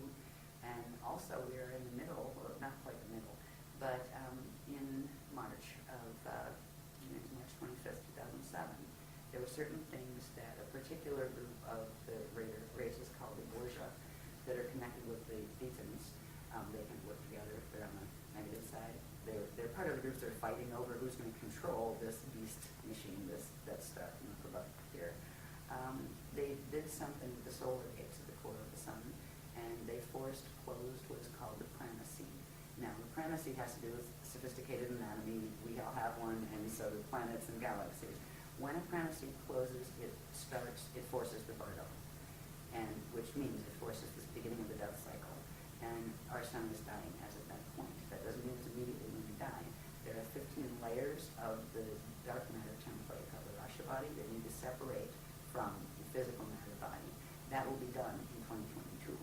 Now there is a gamma burst that is released, and right now it's being buffered every time they call them wind waves, solar wind waves releases. And they will get stronger as it goes into the higher levels of the rings, the higher numbers of those 15. And 15 comes in 2022. So far so good. We haven't had any major gamma bursts, solar flares that wiped everything out. But these are other potentials that we are looking at as well. Okay. As well as earthquakes and the usual stuff that sometimes drums bring. But it's not as bad as a lot of the things that some of the other people are teaching. I've heard certain people say that, we'll only be here by 2013. Yeah, that's one of the Death Star people. Uh-huh. Okay. So Yeah. I'd love to have a public debate about that one, Mr. Yeah, it would be great to do that. We I invited that agree. person. That Oh, you know really? what I'm referring to. Yes. Yeah, years ago. I see. Yeah. Interesting. So anyway, this is showing the cycle. There are certain different things that happen in this amazing structure of the planetary, solar, galactic, and universal spirit body and light body structures. It's a very specific process that is involved with Christ Star evolution, which is going into that where you fulfill fulfill meaning accrete, or bring in all of the frequencies in the template that you needed to make that Adashi turnaround where you can immortalize your atoms and go into the eternal life, going back cycles. And planets and solar system galaxies can do that too. So there's a portion of this system, this galaxy system, that can still do that with the extra frequency that is being added by that host system that is called the Aquarian matrix. And it's actually the Aquarian matrix is, they have the prototypes of what the humans here were actually like designed on. The genetic prototypes were from there, even though we went directly from the Aquarian system. We were from M31 and from this particular universe once the Milky Way once it fell. But they're very closely related genetically, to us in that regard. So they're not like, when I talk about the other ones, you have to expect like, very strange looking beings like, octopi. Some very nice ascended ones do look like that, but these look very human-like, but much, much larger. Okay. So this is the cycle we're in at the moment. Now, this one's good. This will show a little bit. This is how we can start understanding these as maps. Yeah, it's a pretty colored one. I'm so glad people care to take my black and white messes like these and do them properly on the computer. This again is just showing the bones or the interwoven Cathara grids, right, of the Yucatharista body, which is like one cosmic body. Right? Down here, Aquinas, Pasha matrix. We're down in here. Aquinas is actually the name of M31. That's the official name as far as the ancient records go and all of that. Okay. And we're part. We were the Aquinas, universe. They call it universal system. And we call it the 131 Andromeda Galaxy, but it's actually the Aquinas universe. Now, we're located down here. Up here is the Aquarian Akasha matrix, right up here. So we're down here, and they're up in this section. So it's literally showing the relationships, like, okay, one lives over here, and one lives in, Pennsylvania, one in California, that kind of thing. And there's another one, there's a black hole system, a fall system right here, that's called the Soleil system. And what's interesting about this whole creation is falls can happen where part of the spherical structures of that system literally no longer are energetically connected to the grid. They still hang in the grid, but they're cut off from it. They can only happen on the Becca and the Echo levels. The whole Akasha can't fall. Once you get to the Akasha layer, none of those other layers can fall. And it's just a different type of resistance where you don't worry about the polarity problems that end up in falls and things. So, but this shows us where we're here. The ones that are helping us here, this is they call it it's an eternal matrix. The purpose they choose to stay in incarnation or to stay in existence is to kind of play the helpers for any of the other systems that do need ones to go in, where they've actually they live by a let my will be thy will as far as source goes, and they want nothing other than to fulfill what source's intention is, which is a loving intention and an assisting intention. So they find their joy in being of service to assist in the evolutions and in the lower matrices, and they hold these frequencies pure. Their systems stay pure enough where they can actually send currents in and help systems or hold them up so they don't fall, and that's what they're doing with our system right now. This little red one right here, that's our parallel, our immediate parallel system on this level. And this one is a black hole system. All right, the parallels are fall. We have a parallel Earth, and that finally finished falling in 2003. We have a parallel Milky Way that is a mess, and it's called the Alpha system. There's the first black hole. They look at us as the Omega system. They're the beginning, we're the end. They're planning to pull the two systems together using the Death Star metabolic mechanics. So this is the locations, anyway, of where who's on first. We're here, over here in Aquinas. That system, the parallel, is running in here. Our buddies that are helping us with the Crystal River host, sending us energy to literally stop. It's kind of like sending big energy arms down to hold us up, because these guys are pulling so much energy out of us, we would have fallen already. This whole galaxy would have. And then up here, there is another system. This system, the Luisa system, is connected with this one. They've linked through wormholes to the center of their cores, their echo cores, and create a structure, a system of wormhole structures. One of them is the Yod-Heh-Vav-Heh wormhole structure. And any channelings and stuff coming from that stuff is coming right out of Weaselite and that kind of stuff, and it is a false system. So there's the trickery that is going on here is heartbreaking. You know, Okay, can you talk at all about the dimensional aspects of this? Because certain of these systems are in certain dimensions? No? Some of these systems are in certain dimensions. Because in other words, it seems, well, okay, at least in what's out there, we're talking about four-dimensional beings being, you know, the negative service to self coming in through. About 15-dimensional beings being negative, some of them too. Oh, really? So going up much higher levels than is currently thought. Oh, yeah. Okay, because that's interesting that Oh, yeah. you're saying there's a backup. Metatron, for example. Metatron is an entity. He is a Rishi entity, 15-dimensional Rishi identity, and that collective fell. But it is still on the Vecca level. Right? When you get up past the Vecca levels, because we have our density levels that are inside of the Vecca level. Veccas go in sets of 4, and at the center is an Eka. All that stuff is inside of something called an Akasha level. The Akasha level can't fall. But any of the consciousness or the structures below that can.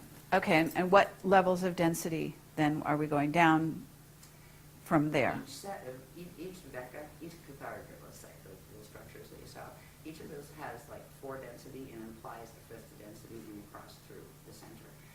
Whether you find that Akasha on the lowest densities in the Veccas or up in the highest in the structures of the Yucatharista body where it can't fall, it's all consistently, there are 5 densities and 15 dimensions to each set.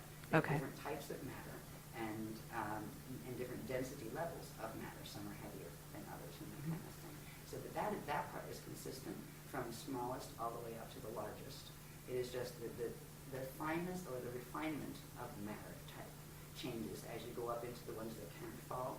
There is a refinement to the energy and the consciousness there that you don't find in the one, you know, in the lower systems, even the best of the lower systems. So I think that's how I answer your question. Okay, and if you get the light beings that manifest here, that are really manifesting, in other words, they really are light beings, what level are they coming from?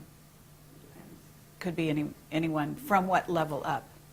There is an old saying that light can deceive, but sound tells the truth.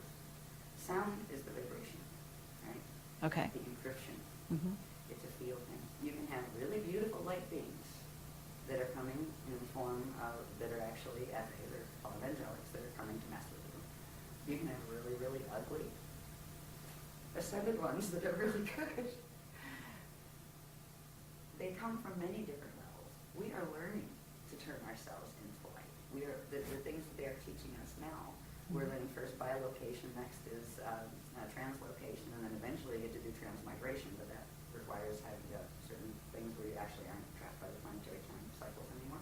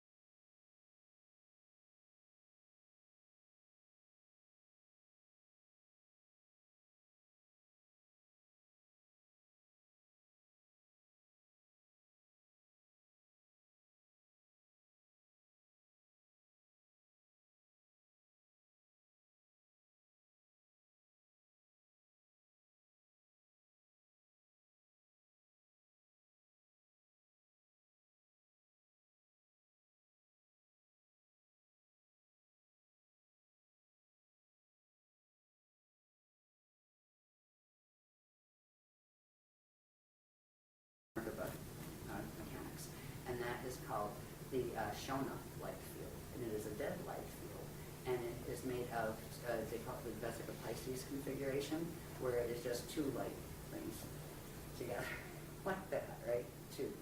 And they spin and they spark, but they have to attach to something in order to feed, or they're finite and their spin actually burns them out until they collapse and fall apart, which means the matter forms that they're built on collapse and fall apart. So they are finite life. And so that is, you know, the light beings. Is this a light being made out of a Shona field, or is it a light being made out of an organic Shalaya field? Same thing with orbs, right? Yes, You can have positive absolutely. and negative orbs. I've met some very nasty orbs in my day when I was younger. I used to run from them. I was terrified of them because they would turn into Zetas. Yeah, the red ones you have to look out for. Yeah, I'm not saying all red orbs are Zetas, but yeah. So there's things that can be used just because it's a phenomenon. Doesn't mean it's always good or always negative. Sure. That's where. Okay, that's very valuable for people to hear. Okay, back to where I was. This is showing a close-up of that. These are my hand-drawn ones, right? Which, in certain ways, I can read them better, probably because I dream them. But they're much prettier when they're done on the computer. This is showing that same thing. It just happens to be tilted the way I drew it first, right? That's that I same see. thing that was up the top before. And this is showing right here where our Vecca system is, right here. But this here is pulling it out so you can look at it a little more closely. Instead of just having a natural pythagorean structure, right, which is the bones that our sphere there would be built on, there's this tilt, right? The bones are here. The natural pythagorean, that's the Aquinas matrix, which is M31 Andromeda. And this is the Milky Way. Now, we're still energetically connected through Earth, right? If you notice, there's numbers on these little centers. They're called Pythagoras centers. Through number 3 on the Andromeda, or the M31 grid, and number 3 Earth on this grid, they are connected. That is the link that has been holding the Milky Way connected to Andromeda. And if the host mission was to try to help the Milky Way evolve back into its natural position, because if something gets stuck like that, eventually it'll fall and be off the grids where it will become finite until it burns out as quantum. So there's always rescue missions that try to bring something back. Earth has been a place of, and so was Terra before Earth became Earth down here. There was a star here called Ashale. And that's actually the host star. The fragments of Terra were put in to begin this solar system down here in density 1. That's described a bit in Voyagers. But this is showing the offset, where this is the, say this is the north axis of M31. This is Milky Way. They're off tilt with each other. And that actually creates distance in space-time, a couple million light years. Maybe 2 million. I forget, I used to know anyway. But, so that's just showing in these maps. Now, you can see that just a little bit closer when you bring it in, just that little part. That shows those misalignments, where this was the natural structure, and that's the structure of the M31 Andromeda galaxy's 4 template, right? And these are the 12 main stargates in that universe, by the way. This is our Milky Way system. And right here on the number 3 gate, that is where they're still connected. Right? These others, there's a whole set of these that show the black hole system. It's called the Procyon black hole. It's a mess. I mean, just you can see the dynamics of how it works and the energy twists and stuff. But I'm not going into that on this one, on this particular presentation, because it takes forever. But they're just showing the offset. So, and what this translates into is that distance that we're seeing between our 31 galaxy and the Milky Way galaxy. But they are one, and that is our home system. And if we are going to ascend out of the Vecca matrices, we have to ascend through there. Anything in this matrix has to go out through where it came in from because of the encryption that you carry. You will carry the encryption of the gate you came out of, so you need to use them to go back, in the Adashi returns. Okay. Anyway, that's nothing of that.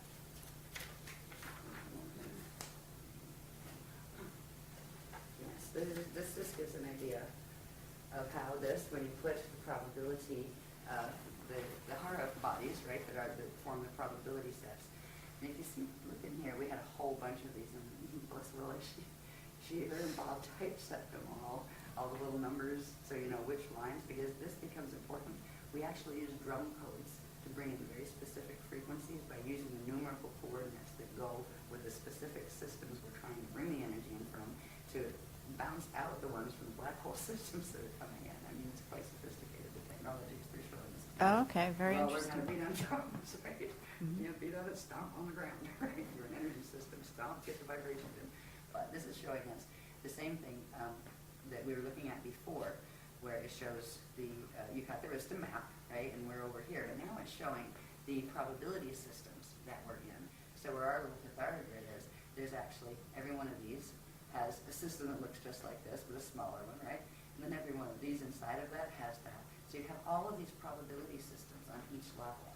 And you have what, at a certain point, you'll see that ones that are the metagalactic level. And the metagalactic level is where we're having issues with the parallel metagalaxy that goes down into the galaxy, and the black holes link in the center, and that's where our parallel, what's called a parallel Becca, we are in Becca 5, and they are in Becca 2. That would be our parallel at 90 degrees. They're actually pulling, pulling our system in. So this is just another way of looking at it, but showing not just the bones, but also showing the many, many layers, the wheels within wheels, the spheres within spheres. And these are all probability fields that interact with each other and pass through each other. So there are gate systems between all of these organic ones, and now there's wormholes that don't belong there too. So it's a really big story. No doubt about it. Sometimes I just go, yeah.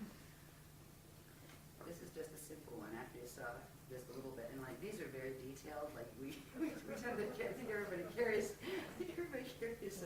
little magnifying glasses around at this point for any of the chart types that come out at workshops. Because all of these are actually numbers that mean something and words that mean something, right? But you usually need like, microlens to read it.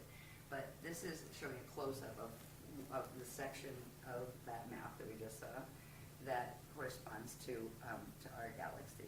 And it's showing how these connect, can be translated. These locations can be translated into, like, where is the Milky Way core, okay? If we go and find Milky Way, this is something like in the science books, right? The local group of galaxies. We got the Milky Way here, we got M31 up here, right? These are those two that used to be together. This is what science already knows by, studying space and the way they study it. The core of Milky Way, they already know, has a black hole in the center of it.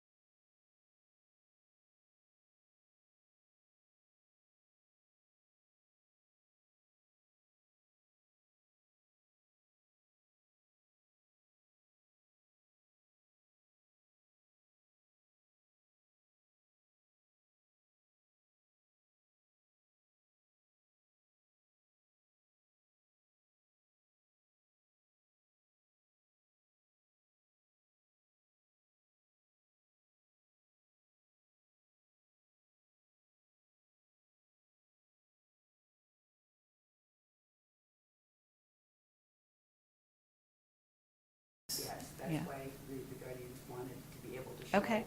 That's why we use tons of graphs every time we have a workshop. Okay. Yeah. But it helps. I mean, if you can read them forever and kind of go, okay, kind of is that. Please help you. Don't worry about it. Just watch the sequence. And often it is the sequence. Because they'll show this graph and they'll show this, and they create a wave. An activation wave. That if you have the codes that correspond to this, and if you don't, it won't affect you at all. It's like, oh, whatever. Right. You will start to, it will help you wake up to the ancient knowledge. Okay, and is there a correspondence in some of the crop circles? Yes, to both sides. Yes. Yeah, Okay. yeah. Some of them are very not friendly, and some of them aren't. I remember we were really thrilled when the Guardians actually said, that's ours. There's only one. Yeah. There was one. It was a number of years ago, but we actually have a picture of it on one of the covers of our Templar manual. Yeah, where is that? No kill on that one? No kill, yeah. So this is just showing you and talk about the overlap between us and our parallel.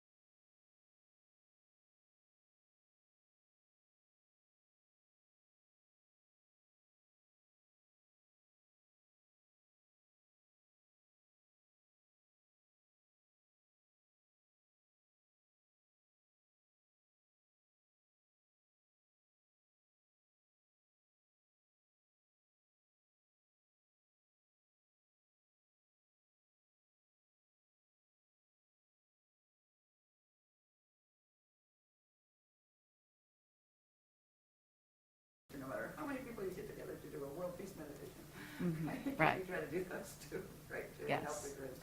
Yeah, so we did lock into that probability, and, and when the solar gate things happened.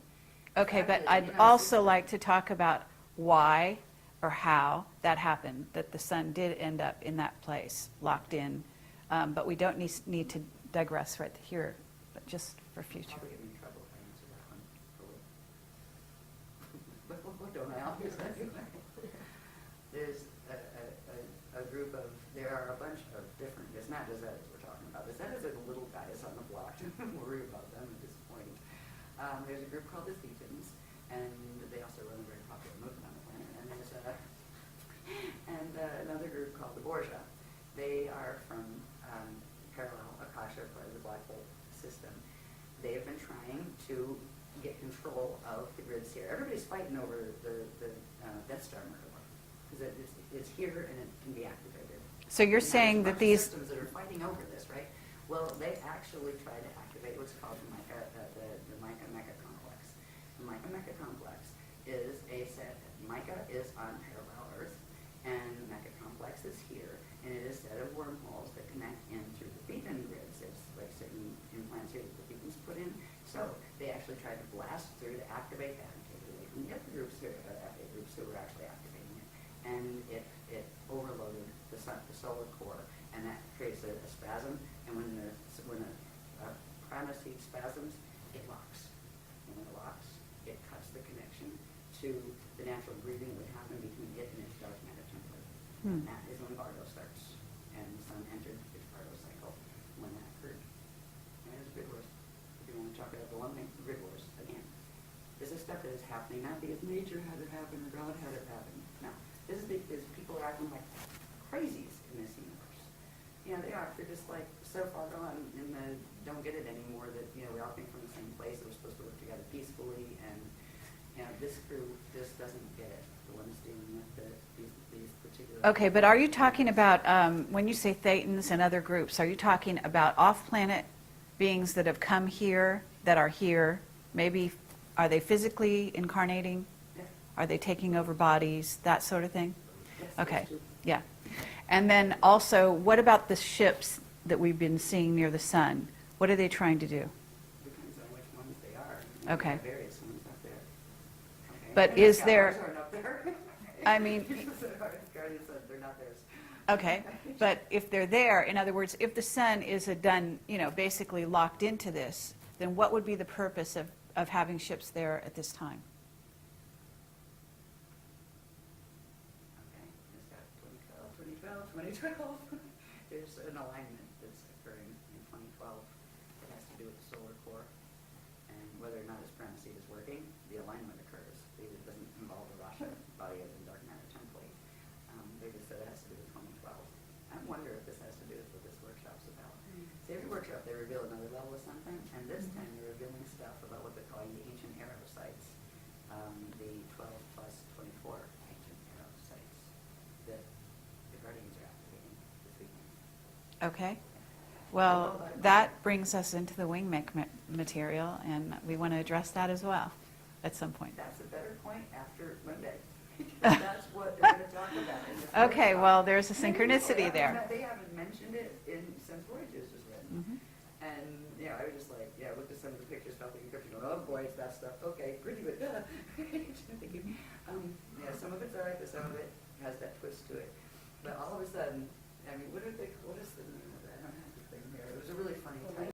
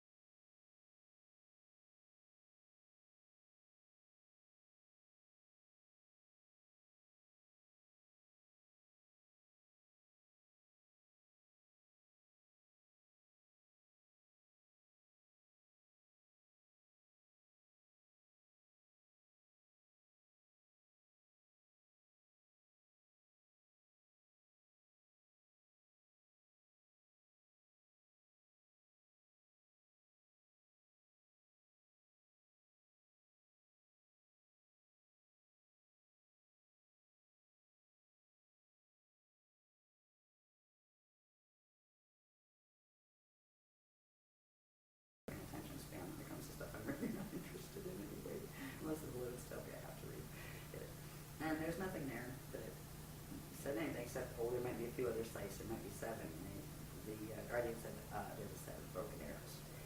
We'll call them the ancient arrow sites, all of them. They're our sites. They were our sites. There are 7 of them that have been compromised, but there are 12 primary plus 24. So we're going to learn about what they are in this workshop. And it's a name, but I have a feeling they're connected to the Spanner gates. They're not Babel gates. I just have a feeling. They're the one set of gates they haven't revealed the site, the locations for, except for one. So you're talking about 24, and that corresponds to the 24 DNA and, That's the 24 strands. Of Yeah. DNA. They use 12s and 24s a lot in things like Stargate configurations and that kind of thing. Usually there's primarily 12, and then there's various other increments of 12. And we have to find out what the 24 other sites are. So Okay. Here we go again. I'm one of the people that really enjoys going to workshops because I like what I learn. Because I don't know the information before I go. I don't know if you know this about the presentation. no, I didn't. I'm lucky if I get an itinerary. I've Oh. walked in the workshops and gone, well, yeah, the orientation night, hello everybody, thank you for being here. It's one of those mystery workshops, don't know what it's about yet. I don't even have an itinerary. So you get downloads during the workshop? All learning. Okay. And how do you remember it all? It comes through on a wave and. some And of they it says- record it? Some of it says- Okay. Diagrams. Okay. Diagrams, many diagrams. Okay, interesting. All right, Yeah. very good. Yeah, but it comes through Ah, live. okay, So it's we're live. down to 3 minutes, believe it or not. I don't know what happened to this hour, I could probably but, talk forever. yeah, okay. What we found neat about these is the fact that, first of all, it was in direct response to the techniques that the Guardians said to do. And they didn't let us know the first time, right? They said, just do these projection techniques and things. And it was a big surprise, right? And then they told us the calling, how to actually call them, and they showed up again. And they are the intricate ones and that kind of stuff. But it wasn't just like one person at the camera. This was like a whole bunch of different people, some of them the first time at a workshop. You know, saying, do I want to go to workshops or not? You know, It's okay, they're getting orb they're not pictures. filming. And it was just like one of those little gifts, you know, from the universe kind of thing. Cool, we got orbs, we never looked for orbs. They found us. But now it's becoming important because we're learning a lot more about the orbs and what it means in relation to what needs to be done for 2012. Okay. They're teaching us how to become orb whisperers, as they say. And it's hilarious because like when we're doing the dancing and drumming circles, you'll see people be like, you know, dancing and stuff, and there'll be orbs like dancing up on their fingers and That's stuff. lovely. Yeah. Yeah. This diagram was is a close-up of a certain section of the maps that we showed you before that plug into the pictures, the sign straws of the galaxy. It's showing our Milky Way system and the M31 that we're a part of in our probability set in our Becca. And over here is the parallel Becca. And over in this parallel Becca, there is a cluster of fall systems. That is the black hole system called the alpha black hole system. They've created, as you can see, these probability fields, these balls within balls, overlap each other, right? And in part of their natural configuration, that there is an overlap between them. Well, what the alpha system is doing in the parallel universe is using the Metatronic Atlantean Death Star Merkaba technology to reverse. If you reverse certain curves using that technology, you can harness a certain part of the field next to you and drag it into your system, and that is what they're trying to do. This place in between here, normally they would just be normal pass-throughs, but this one is all convoluted with all sorts of implant structures that are wormhole structures. They refer to this as the dragon's eye. The word dragon comes in, actually, not because of big winged creatures, but there was a race that got involved with all of this very, very far back in time called the Dragoon. And the Dragoon races took sides over which sides of the fallen ones they were going to side with. And the Dragoon races ended up with some of theirs fallen, trying to help the others. And then you ended up with ones that wanted them all exterminated, ones that wanted just the one side exterminated, ones that just wanted the other. So the dragon races are actually the Dragoon race line. It is a reptilian-based race line. Reptilian crossed with what are called equerry. And equerry are a group of the ones that originally were called aquery before they fell. The aquery are from the Aquarian matrix that are the hosters, the ones that are helping here. Some of them incarnated into the fallen matrices to try to assist. And a group of them way, like, a billion years ago, they got ensnared in one of the fallen angelic dramas, and they ended up falling, meaning they ended up in a fall system and they lost their ascension codes. And the distinction with them is they became the E-query, where they used the E instead of the A. Huh. And Do they have a memory? Will they have a memory of when they weren't fallen? It depends on the fall, honestly. It depends on, because the blank slate technology, when this thing does its whole thing, it just completely wipes you clean, where you don't remember anything. You wake up and it's like, yeah, just born here. What am I? Who am I? Where am I? That kind of thing. There are, because that happens when the transition of that fall occurs, because there is a final point of transition when the Death Star Merkaba activates and literally rips you apart and drags you into another field and then kind of assembles you in a facsimile on the other side. There are almost like time capsules that they leave for themselves so they can refine the memory. And when you refine it and discover it somewhere else, it puts that memory back in. So they will get a facsimile of the memory that that they wouldn't have had otherwise. But the fall codes, once the Metatronic activations in the body have taken place to where those Merkaba fields have activated to a 55 spin or higher, 55 or higher, there's no turning back for the gene code at that point. The consciousness is trapped in the body, and the only way out is a host embargo, which means when the body does its natural death thing, it would need help, the consciousness, just getting out of that body, and it would have to go through a rehabilitation process of that Kali-Rama path, a step back, and have to come back out and reincarnate into the matrix again to try to get back into the ascension thing. Okay, and I'm also going to ask you at some point about what are beings that are like artificial intelligence, but they are not, they don't incarnate. They're, in essence, clones without souls, without, you understand where I'm going with that?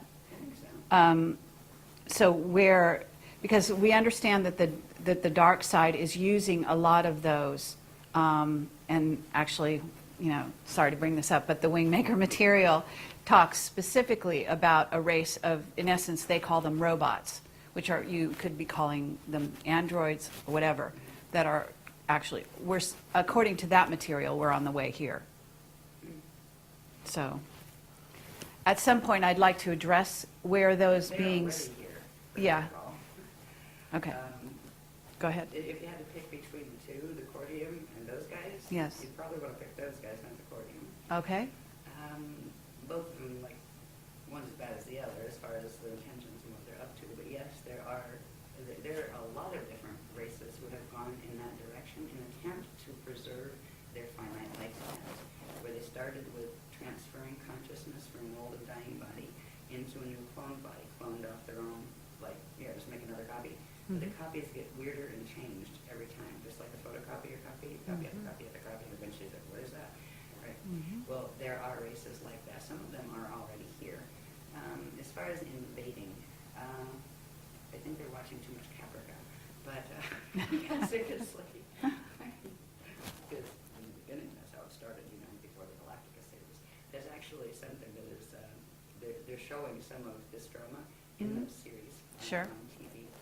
But as far as, we've not been, our team has not been warned about anything like that, as far as worrying about that being a problem. Okay. It's like, if it is, it's small compared to the rest of the things that are on the plate right now. Okay. Because it's not going to matter much if anybody invades if it rolls in 2012, right?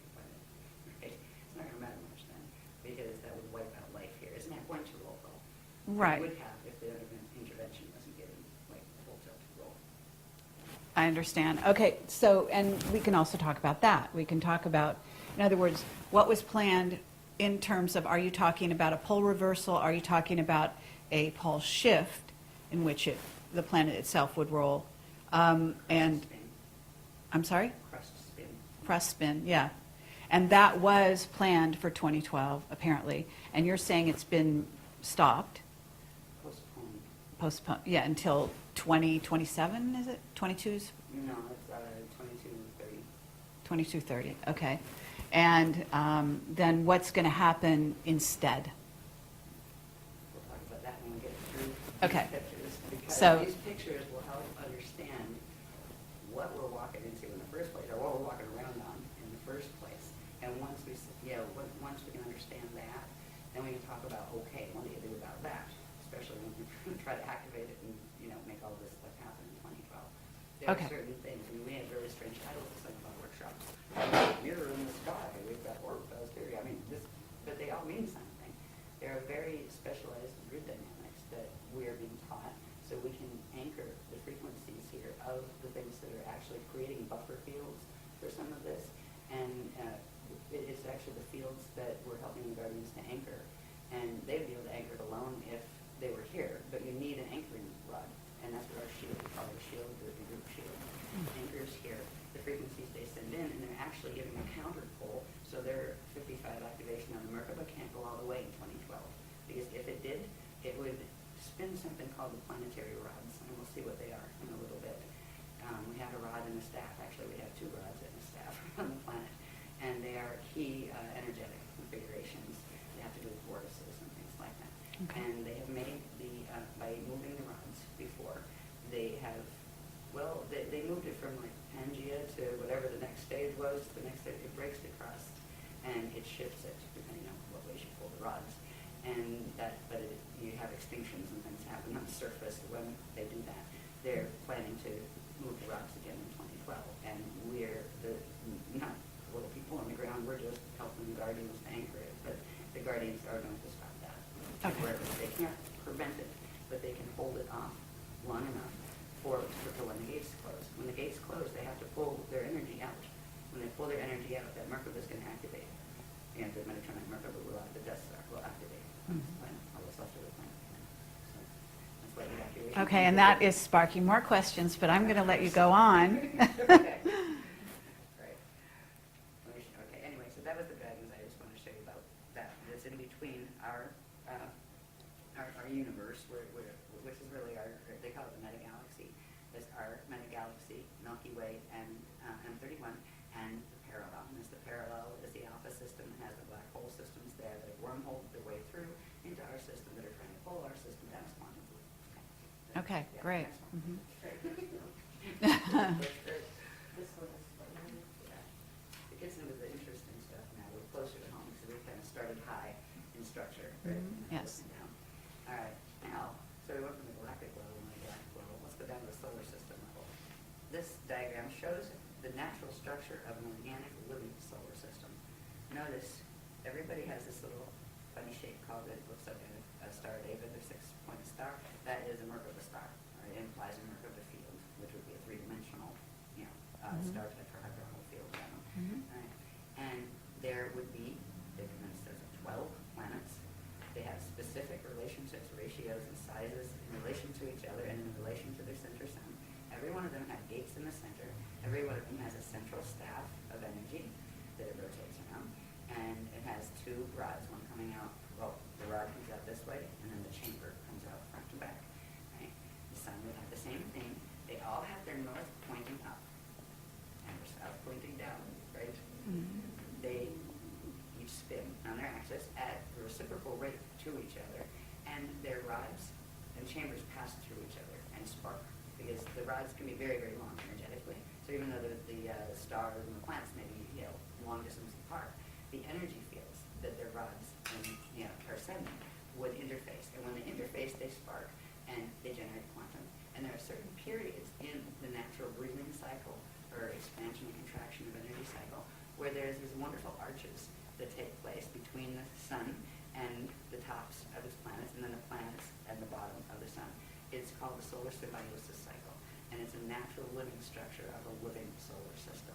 And it generates its own quantum, and it expands and contracts, and all of the planets would have a chromosphere. They would look like stars. That doesn't mean you couldn't live under the chromosphere, but from the outside they would look like stars. Mhm. And our system started out this way after the fall from Terra. It was actually taken, the remnants of Terra were taken back in through that Calligrama step back and reseeded, brought back out down in density 1 as this solar system. So that's how we did the fall from Terra. They actually pulled us back in through the Calligrama path and rebirthed this system back out. And it was rebirthed back out in this natural configuration. So that is a natural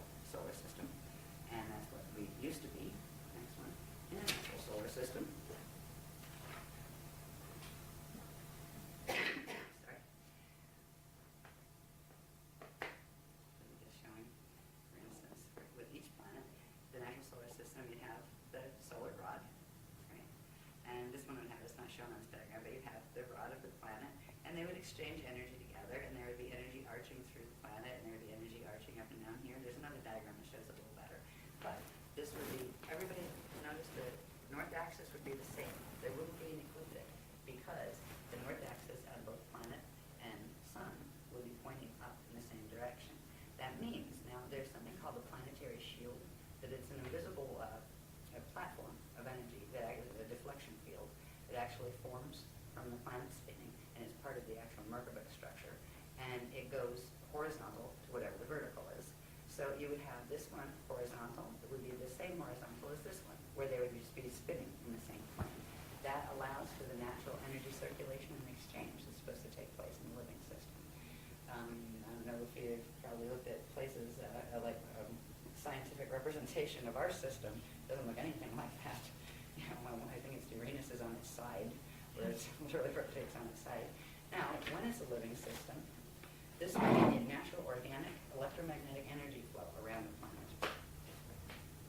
It's called the Anion flow, and we have half a book, I think, dedicated to these. The Cathara 2-3 manual deals with these heavily, and it shows the formation of them, what they do. You know, these are the natural electromagnetic flows of a living, breathing system that has the capacity to, through its core, interact with other living, breathing systems around it. It's part of the natural structure. Now, this looks nothing like the electromagnetic fields we have around our planet right now, our magnetosphere and those things. All right, there's a reason. And you'll see that in a minute. When a planet's doing what it's supposed to and the solar system doing what it's supposed to, it goes through periods where it actually, the whole system will disappear because the two Hara bodies that its vector is, you know, it's manifesting within, will pull it to the center, recharge, and come back out again. When they recharge, the planets and the whole solar system will go into this configuration of light body, spirit body structure. It's called the chariot of fire. And it's literally part of the ascension vehicle. It's not the whole thing. That's showing some of the dynamics involved in it. Now, we used to be an ascension system. Notice in the chariot of fire, there is that Merkaba structure again. Now, this is just a simple Merkaba structure. It's a Bibeka, which means it has one cone going down and one cone coming up. There's much more complex structures. But this would be the natural kind of thing that if this was a living, breathing system, and same with the galaxy would have the same type of interaction. The galaxy does not have its galactic plane is tilted, things are tilted all over the place in the galactic plane, and our solar system is in the same position. The natural ones have these configurations. Flat plane, solar symbiosis arches, with the breathing between them, the ability to go into chariot of fire state. This little diagram here, that's on the Cathara grid shape, right, that core template shape, it has, at 45 degrees, it has two of its petals. We call this the lotus, right? These are lotus flows, the core flows, and they allow for actually movement of, on these flows, you have a series of spheres, actually, and it allows for the movement of the spheres, so they spark, they generate quantum, and then they open up again. So it's a self-generating system. It's a perpetual motion, continually moving system. All right, here again are the Anion flows, the natural ones, the natural Merkabic structure with a straight shield, a deflection shield, and natural Merkaba. So that's what it's supposed to look like. And let's go back to the solar system level. This is a bit messy because I've never had this one type stuff, but at the moment, this is our solar system.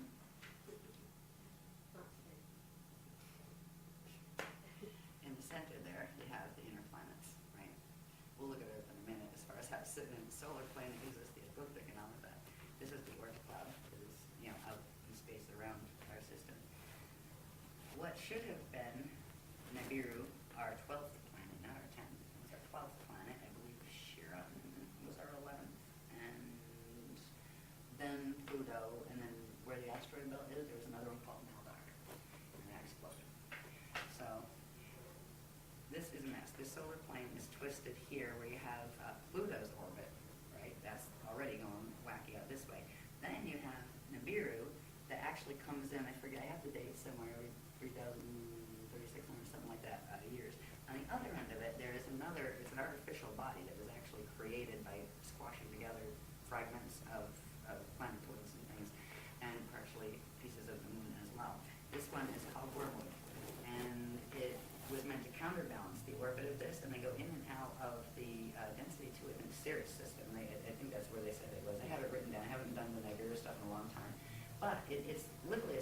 machine that was their watchtowers here. And it wasn't just so they could come in and watch us every 3,000 years or, see the information. It was to kind of balance this one. On this one we have over here, what is the names on here? I don't know what these names. The Maitreya moon. And up here, I believe, was the Clarion. These were other bodies taken from elsewhere to create this. They literally created this. These are beings that are moving planets. They're moving stars. We're worried about little grays. Seriously. I mean, at this point, whatever, go ahead, abduct me. You'll be sorry. My back is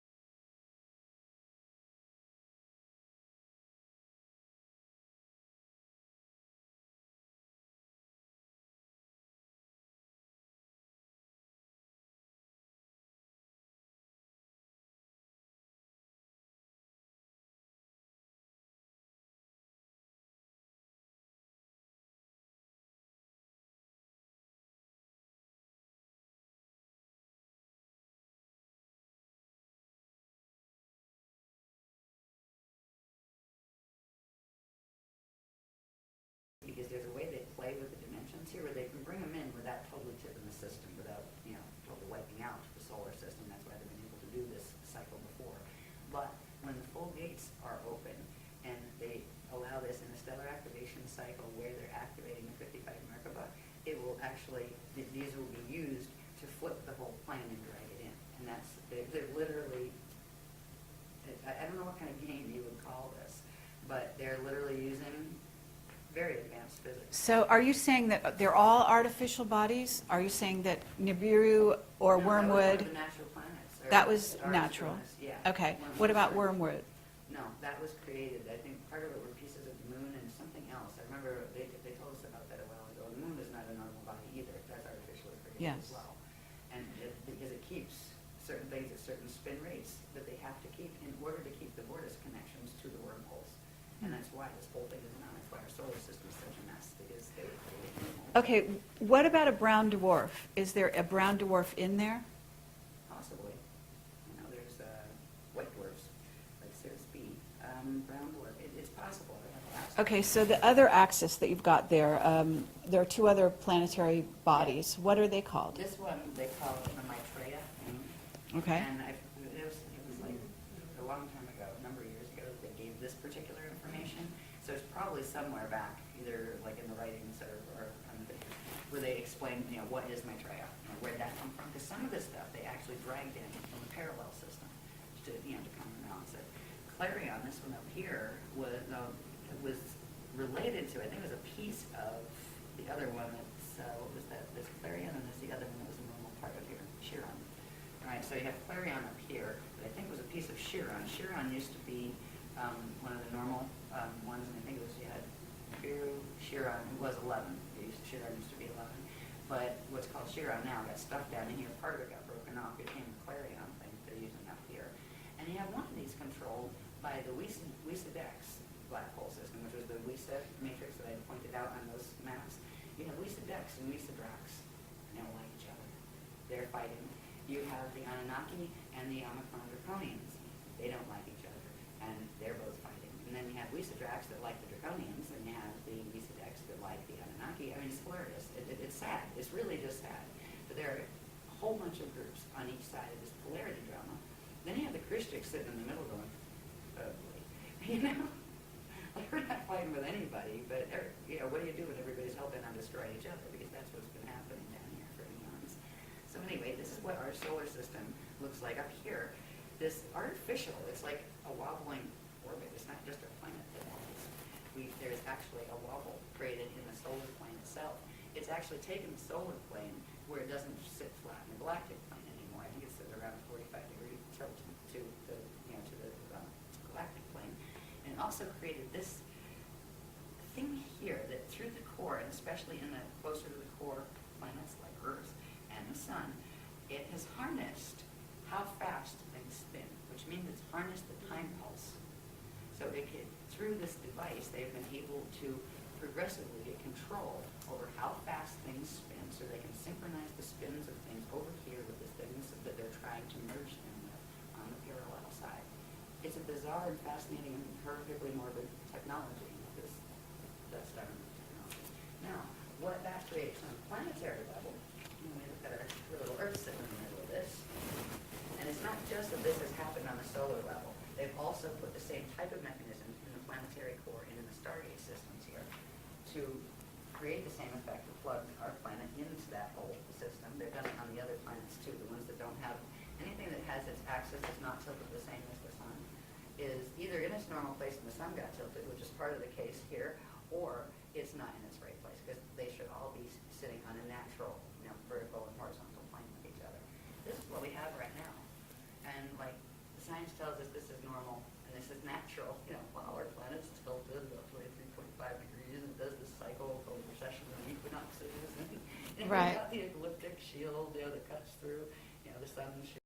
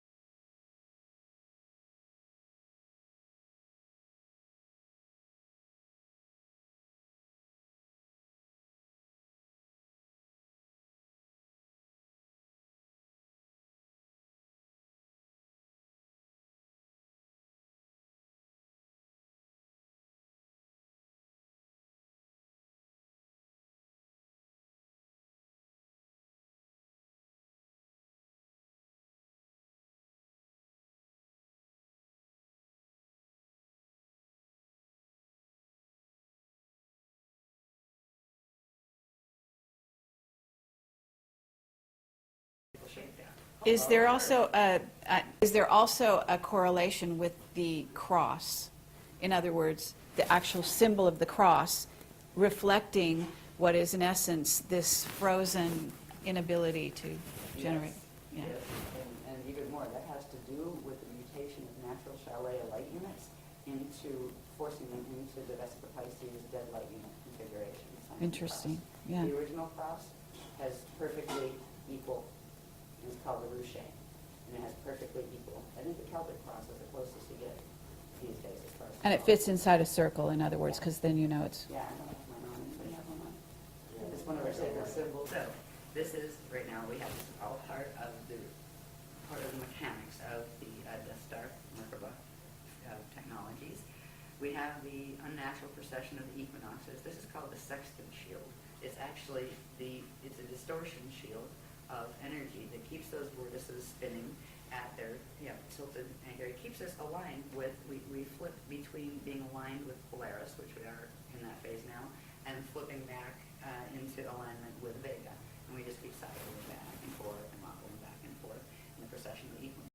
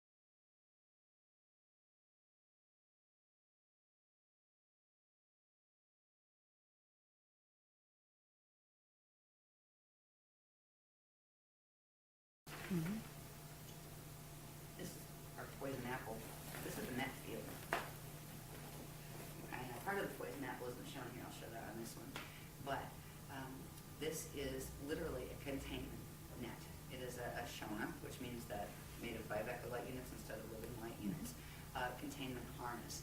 And this is what the Death Star Merkaba actually creates around a planet, a system, or a body. When you work those Merkaba mechanics, this is what you're creating. It's a torsion field. The turn constantly circles energy in on itself that does not have a connection to anything outside of itself except for what it can feed off at its center from its core. And this is, there are 3 levels of this that actually move in Earth's atmosphere, and they can literally control. One of them runs through like the magnetosphere area, and actually there's 3 others down from that, so there's really four major layers of this. It controls, it reminds me of that old thing where we control the vertical, we control the horizontal. Remember that show that used to say, I think Outer Limits or something used to say that on TV? Well, it's kind of like, yeah, they pretty much do. All of these net systems are plugged into things like Heart Machine.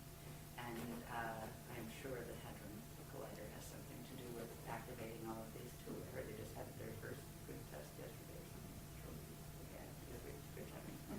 Full activation. Full activation, yeah.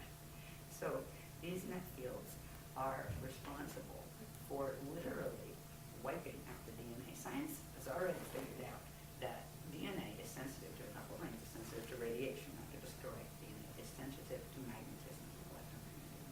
You mess with the magnetic field, you mess with the DNA. That, just like it's blocking the natural currents and flows that would normally come into the planet, it does the same thing to the biologies on this planet. This is why they have no memory. It's wiped it right out of the DNA. It's actually still in there. It's in junk DNA. It's in pieces. That's where we're working with the technologies that the Guardians get to reassemble. Yes. And it does it through controlling the epigenetic overlay, which is the chemical sheet that the science is just learning actually triggers how genes will behave in the DNA. Right? So it's a combination of both. But this is why we have no memory, or erased memory, or any of that. And this is what is holding the mutation in the body.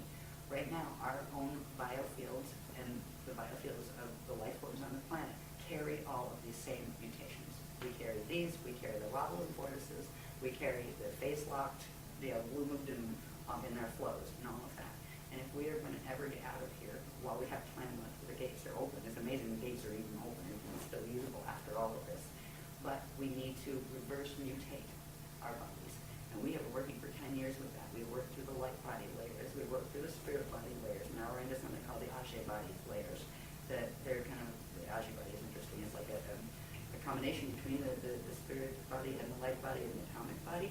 That once you master that, it allows you to actually do the transfiguration and turn into light. And the first stage of that is called glide, where you learn to bilocate, where you put yourself into orbit.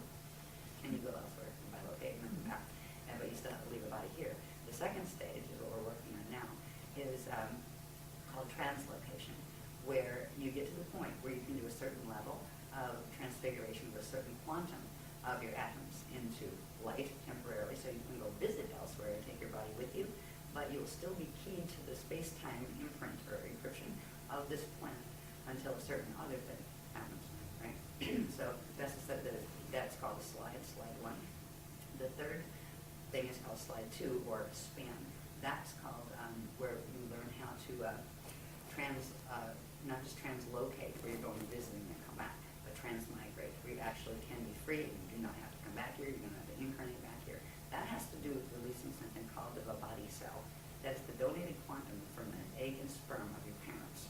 That was not your spirit body encryption. That has to be released before you can be freed from the space-time location in which those two things came together. It's released as what's called the body dust, right? So there's this whole process, anyway, involved with it. While we have this going on, we are literally, the planet is keeping us mutated because the visitors are keeping the planet mutated. And at this point, good luck fixing the planet, because look at the solar system, look at the galaxy. This problem is going on all the way up into the galactic level. And there's a certain point where the quantum that is going down is larger than the quantum that can pull it back. And that is what's occurring. That's why there's 200 years left on the dates, as far as 200 years Earth time. Okay, but isn't it true that the planet is a being, Yes. and also is going to be able to escape this? It shows the path of Calibrate, which is the step back path. So it's going to implode and then re-emerge. It'll go back into that middle density that happens to be called the edons.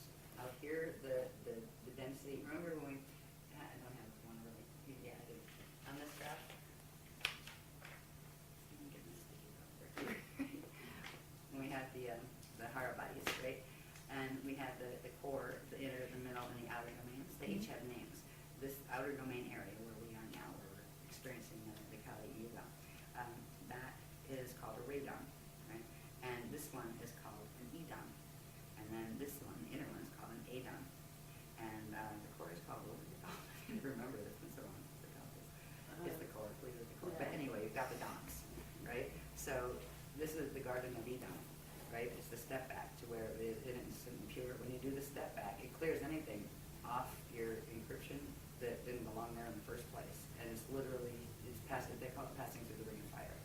in order to get back into the purity, and then you get to come back out again and try again. At least you can Okay, try. but I also have a question, was where is Tara in this equation? Because, All right, well, part of Tara is what we're sitting on. The solar system is part of Tara.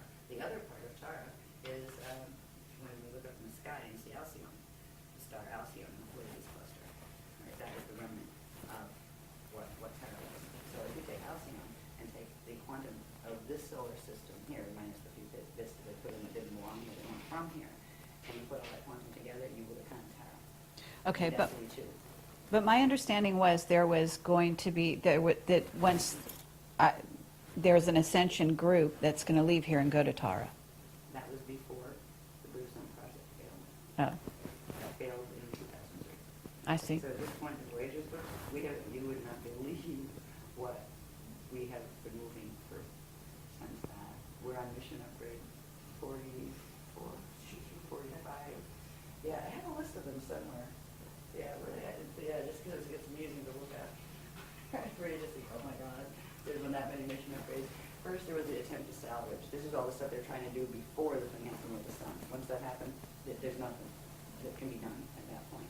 But we still have ascension, but it's like the fly by the seat of your pants, keep these gates open, and you've got 200 years to get anything that's going off out of here.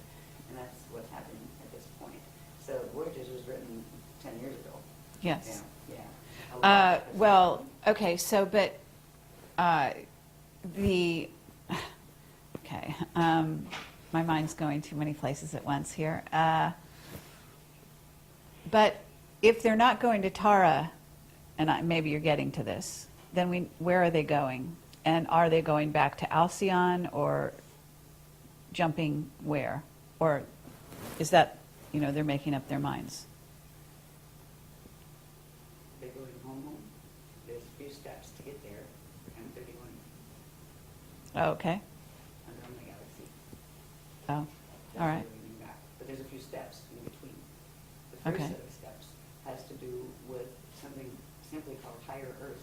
We're in the lower Earth planes. There are a set of planes. They're still in predicaments. They're still connected to this mess that we've been looking at. But they're in much better shape. They're not under the net. And that's the first stage, where we go to higher Earth. Then there's a level beyond that that's still part of the Earth plane's quantum, that's called medium Earth. Then we go back to remembering when they were telling us about the history of how they seeded the Amenti rescue mission and created the solar system. There is a host star here that Earth Amenti Earth had been seeded into, and that was called Ashale. So that will be the next stage. And from Ashale, we'll move through. There's another layer that has to do with the level of energy called the Iridanus layer that we don't really have to get into because it gets very complicated as far as different types of energy.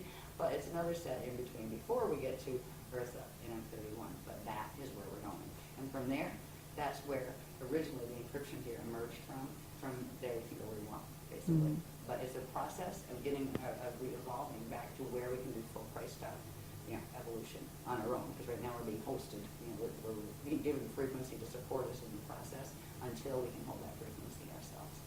So Tara was where we were aiming until the Bluestone project failed, and at this point in this system, since those books were written, there were intergalactic wars that were taking place here that involved what's called the Eka.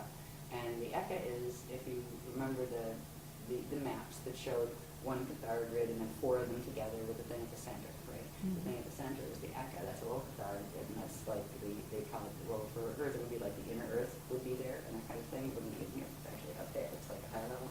That actually fell in one of these wars. Ekas can fall, the Akasha above it can't, but the Eka did. But what happened to the beings that were there? They've gone into various places. Some of them are in the state of here. They're doing evac. This whole system, the Becca system, is actually being evacuated. So going vertically, the usual way, wasn't an option anymore. That's why they had to take us from just going into harmonic Merkaba states or harmonic ascension states into transharmonic, where we could actually go through and into the like the Edan domain. There's a space between the Radon and the Edan. It's called the Aurora continuum. You have to have a transharmonic Merkaba ability to be able to go through there and then come back out again someplace else. So that is the technologies they're teaching us, because vertical is not an option anymore unless you want to end up in one of the wormhole sets going on into the fall. So it's been a really rough trip since the books were written, actually. But we're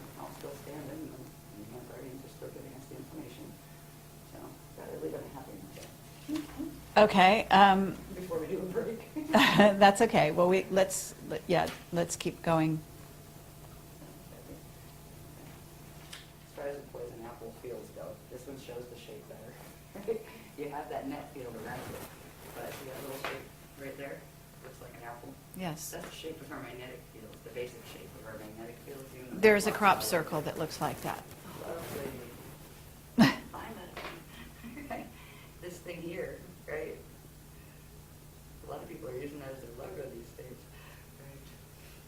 Yeah. And that, That is the phase lock. Ah. The can't phase.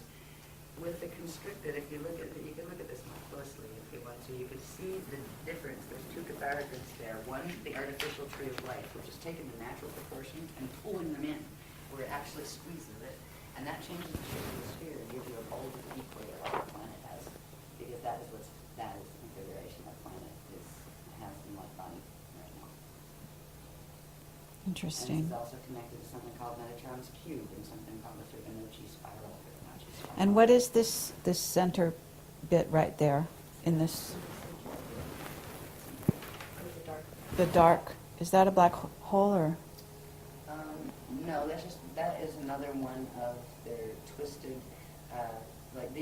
we call them data centers, but we know that on our grids, these are actually stargates, right? Right, like you take this down into the planet and that's where you got stargate connections. Right? And these are twisted ones. So these would line up with the stargates that interface with the Aminte gates to harness the Aminte gates. So that's just one of them here.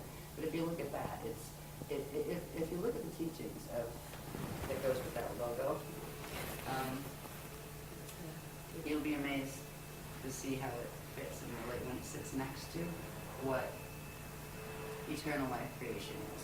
All of the shapes that they've shown us how they fit together, what the processes are that they work from. They don't just say, here, there's a bat. Yeah, that's a sacred. Why is it a sacred? That's what? Right? They've shown how the pieces fit together, what the processes are, and then they've shown how those things, what they do to that structure.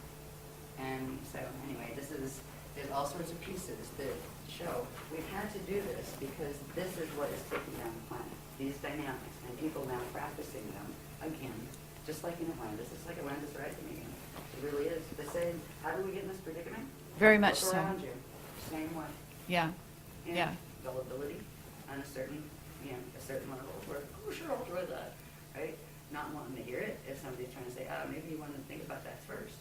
How, the same way that right now you have a whole new age movement that was supposed to be a movement of enlightenment and everybody loving each other, being a bunch of backbiting people practicing anti-Christian market mechanics that are harming themselves and harming the planet. How did that happen? You know? Same question for Atlantis. But there's also the misuse of crystals that I'd love you to talk about a little bit at some point if you are willing. There's all sorts of really strange things being done with crystals. I think I'd probably rather get through this stuff. And that's kind of like... Yes, I mean, we can have... Crystals or tarot cards. No. I love tarot cards. I'd like to design it that way. They're really good for just letting spirit comment to you, give you waking dream material back here. Yeah. Now, crystals are another subject, and we do take them seriously. They're very powerful beings, actually, and they can be used in terrible ways. And right now, speaking of crystals, it was really funny because right around, I think it was around 2002, the Guardians were starting to teach us about the Nibirian crystal bases that are here. There's subterranean crystal installments that were planted here and actually seeded from Nibiru and used to create, literally spike the grids to receive Nibiruan frequency and to receive wormhole frequencies and that kind of thing. Now, all of the crystals in the world, under our world are like that, but some aren't. Right when we were being given this information, this lady appears in one of the workshops and she goes, I've seen him. I went there. And she brought photos. It blew my mind. Look at this. Oh, wonderful, yeah. She actually was one of the few that got to go down. Is there. that She knew like, the I think they're in sciences. Mexico? Yeah, Chihuahua. Yeah, and there's many others like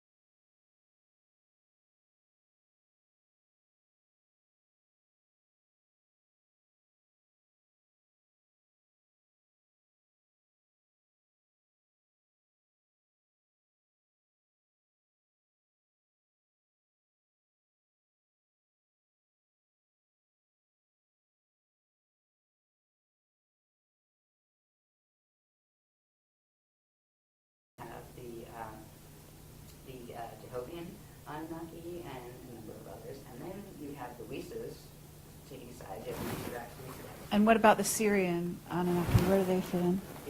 they become both Jovian, there's Oh, some Jovian ones. okay. And the Nibiruan ones are primarily Totian, but not all. Anunnaki tend to hang together. And then the really fancy Anunnaki gene code are the Enochians, right, where they took both Anunnaki groups and created a master race, right, gene line. And so the Enochian Anunnaki, yeah, they're usually high Illuminati guys, running around with their degree pluses. Mhm. But hey, it's cool. Yeah, it takes a village. Okay, yeah, well, we could get into more detail on that, but I guess let's move on. Should we take a break now, or do you want to go to the end? Why don't we take a break? Okay. Because that spot where we're getting planes of Earth, which gets fascinating, because this is where we get into the spherical maps and the vertical maps, going up and down from the core up into the atmosphere. We Okay. start finding out where we're going to learn to orb to, and eventually where that space is going to become physically solid as well as this space. So we'll be able to move through, and that's what they're teaching us how to do.